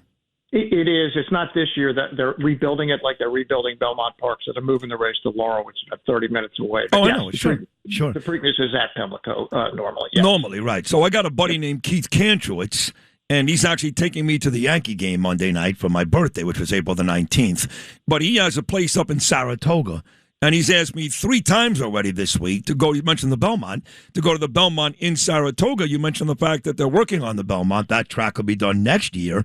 So what an unbelievable opportunity horse racing has this year, running the Belmont, maybe a Triple Crown possibility at beautiful Saratoga. Yeah, it's the 3rd year in a row they've been up there, Sid, because, as you know, they're rebuilding Belmont Park. And Belmont Park, the new one, is actually going to open September the 18th, and then they'll run the Belmont Stakes at the new Belmont Park in 2027. Awesome. Well, let's get to the Kentucky Derby. This is the big one. I got to tell you, one memory I've got. This is years ago. I haven't been doing this for 4 decades. But I went to Vegas years ago. For the big fight, it was De La Hoya Mayweather, I think, okay? And everybody came to this. I think that was the one, De La Hoya Mayweather. But everybody came. And I remember there was a picture Saturday morning or maybe Sunday morning of all the planes, all these private planes at the local airport in Vegas that were literally, Dick Jerardi, parked so close to each other that the wings were almost touching. And what happened was that afternoon before the big fight in Vegas that night was the Kentucky Derby. So Tom Brady, Clint Eastwood, hundreds, I'm not lying here, hundreds of big-time celebrities made their way from Kentucky to Vegas. What a day that must have been for those guys. You get a Kentucky Derby and a prize fight in Vegas the same day, but for some reason, that one sticks with me. I remember the day well, and I specifically remember Tom Brady. And what's interesting, Sid, is that the airport at Louisville is literally 5 minutes from Churchill Downs. It's right across the highway, so it's not hard. And the same scene there with all those jets lined up next to each other with the wings almost touching. That's awesome. That is awesome. Where are we with, you remember a couple of years ago, Dick, and I hate bringing up something negative because I love tomorrow. I really do. I love the pomp. I love the circumstance. I get into it big time. But a couple of years ago, remember when like 7 horses died at the Kentucky Derby, and there were all these crazy conspiracy theories, and nothing really came of that after that. Did we ever find out what that was all about? It was one of those bizarre happenstances. The good news, it hasn't repeated itself.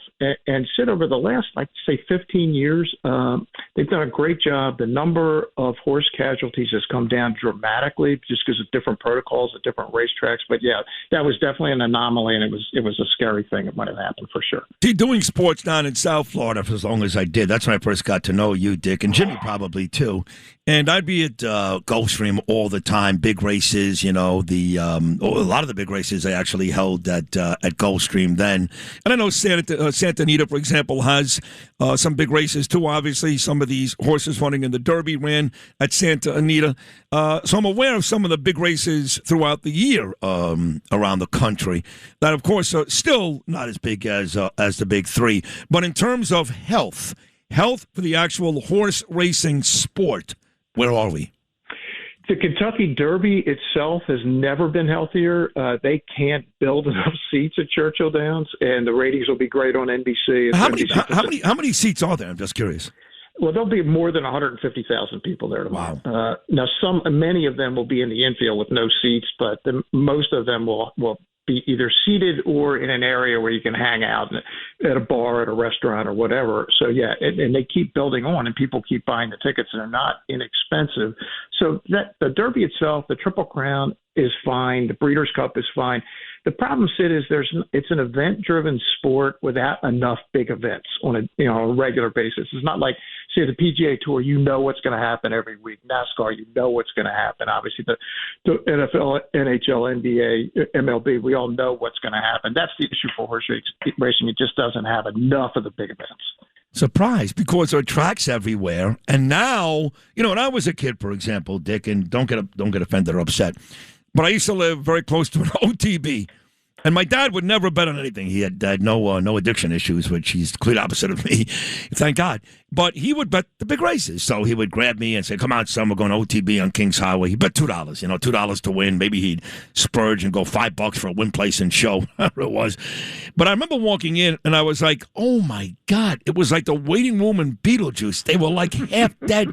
The cigarettes were smoked down to the filter. Old flannel shirts.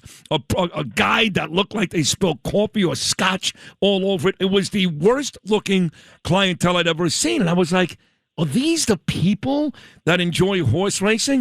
You don't got to do that anymore. Now you can just sit on your phone and basically bet at any track in the country. Why would it be more popular? Correct. So 95% of the money now is bet away from the racetrack. And right, there aren't brick and mortar. It's just not as many exist anymore. Yeah, you can bet on your phone, you can bet on your laptop, you can bet anywhere. But again, the big events like the Derby, people want to be there, to be seen, to see other people. So it is an absolute scene. And what's cool about tomorrow, Sid, you got 20 horses running. It's the only race we have in the country with more than 14. So the betting opportunities at betonline.ag are just outrageous. Yeah. You can get 5-1 on the favorite at the moment, Renegade. That doesn't happen in any other horse race all year. No, it really doesn't. And like Dick just said, betonline.ag. That's where I recommend you place your wager tomorrow, betonline.ag. Yeah, I'm looking for like a 5-2 horse here somewhere, or like you said, 5-1 on the favorite, which is Renegade, and further ado, not far behind at 11-2. Now, I'm not sure if that'll be the same tomorrow. You mentioned 20 horses. Usually there's a couple of scratches, right? So we'll be down to maybe 18 or something, although maybe not every single year. So why do you think that's the case, that you got such a good buy here at 5-1? Yeah, I think because there's so many horses and there's no obvious winner. I mean, like Renegade, Further Ado, Commandment, Chief Wallaby, the Puma, they all kind of look the same, Sid. So that's why it's hard for the betting public to separate, like, which one should be the favorite. There's no American Pharaoh who won the Triple Crown in 2015. There's no like a Triple Crown winner that we had in 2018 in Justify. Those horses just aren't in this race. And we actually have had 3 scratches, but there were 4 on the also eligible list, so they've all moved into the starting gate. So at the moment, we still have 20, but 3 of the original horses are out and 3 others moved in. No, it's funny. I got into horse racing big time years and years ago, and I didn't know much about the sport. I didn't go watch these guys, the horses race every year, the guys, but I started betting based on the jockey. So when I first started getting into this sport, just so you know, Dick Jerardi, Gary Stevens was on fire every time this guy, and it was an era where a lot of horses, almost every year, they'd win the first 2 legs, they get you all excited, and then havoc, like charismatic havoc would happen at Belmont in that third leg. Silver Charm, I think, also came up short of Gary Stevens' horse. We had a stretch there many, many years where a lot of these horses won the first 2 legs and couldn't find a way to win that third one, but at least it kept up the interest, because the last thing you want is the Belmont to go off without a possibility of a Triple Crown. Exactly. Yeah, I mean, I went there 9 times to cover it, and I was 0 for 9, and I'm thinking this is never going to happen. And finally, then we had American Pharaoh finally break through after 37 years, affirmed in 78, then American Pharaoh in 2015. Wow. It was that long. Yeah, it was 37 years. It's the longest ever. It was 25 years between Citation and Secretariat in 73, and then we had 3 and 5 years. Right. And Secretariat, Seattle Slew, and Affirmed. Right. Oh, amazing horses and Affirmed. That's the first Sports Illustrated I ever got was Stevie Cawthon, 16 years old, on the cover, and he had all those epic races against Aidala, I think. Isn't that right? Correct, 100%. Aidala was second in all 3 Triple Crown races. Well, I tell you what, I could actually work for you one of these days, Dick. Yes, you could. I know more than I thought I knew. Let's get to this race. Oh, I do want to ask about the owners, though, because, I also lost some interest in the sport. I'll be honest. I lost interest in the sport when they suspended Bob Baffert. He's back, but I think he's only got 1 horse in this race tomorrow, right? He's got 2 now. Litmus Test was kind of a late entry. He's got Patente and Litmus Test. They're both about 20 to 1 at betonline.ag at the moment. They're both at 20 to 1. So he doesn't have a big horse in this race. So who owns Renegade? Mike Rapoli, who's Vitamin Water, St. John's. It helps Rick Pitino put a St. John's thing together, a guy from Queens who grew up going to Aqueduct. Wow. So Rick Pitino was part of it. Because I know Rick is a big deal at Saratoga. You had Rick for years. You had Bill Parcells, Mike Francesco, all those guys with the horses up in Saratoga. Okay, I got a buddy of mine, and he told me, my buddy John, he said, Sid, the 2 horses, put them any way you want it. It's going to be a 9. Who else did he like? And he liked Wonder Dean also. He liked Wonder Dean right now going up at 33 to 1, and the Puma going up at 9 to 1. But he doesn't know. You're the star, Dick Jerardi. Give me the 3 horses that people can box tomorrow and win some money. So I like the 7, the non-bourbon, the Japanese horse, who's actually bred in Kentucky, but he's raced in Japan. I like the 6 Commandment and the 18 Further Ado. And the order for me would be 7, 18, 6 in that order. But, yeah, if you want to box them up, that's fine, too. Okay, so say it again now, quickly. Yep, 7 to non-bourbon, 18 Further Ado, and 6 Commandment. 7, 18, and 6. The Super Bowl, for example, you get to bet like 9,000 other bets outside the line and the total and all that stuff, right? Is there a lot of that with the Kentucky Derby or no, right? Yeah, at BetOnline, there's probably 50 prop bets. Really? How about this one? Said winning distance over under a length and a half. I'm recommending bet the over on that one. Here's one. Will Secretariat's record, which has stood since 1973, be tied or broken? Yes is 15 to 1. I would recommend a no bet. Nobody can break this record. It might stand forever. And here's a cool one. Baffert, you mentioned him. Will a Baffert horse win the Oaks and then the Derby? He's got a nice horse named Explorer in the Oaks tonight. You get 66 to 1 if Baffert can win the Oaks and the Derby at BetOnline. Oh, I like that one. I like that one a lot. I thought you would. All right, Dick. All right, betonline.ag. And you and I will do this again in a couple of weeks as we get set for the Preakness. You're the best in the business, Dick, by like miles. It's not even close. Sid and Friends in the morning on the Red Apple Podcast Network. Used to hate this closing time. Oh, please. Just one more shot. Please. If there's Jägermeister in that bottle, I'm not leaving. I used to mix Jägermeister and Goldschlager. It's a maniac. It is closing time, folks. Excellent job today, Kevin Drosch, our great program director, filling in for Lou. He'll be back on Monday. Great job, Kevin. Justin Ellick, great job today and all week long. Noam Layden, Lizzie Rodabellish. We're all done, folks. Have yourselves a great weekend. The weather is gorgeous. It'll be nice on Sunday. Enjoy the Kentucky Derby tomorrow and get set to see who takes on the Knicks in the second round of the playoffs. Until Monday, everybody, from all of us to all of you, as Gene would say, God willing, peace.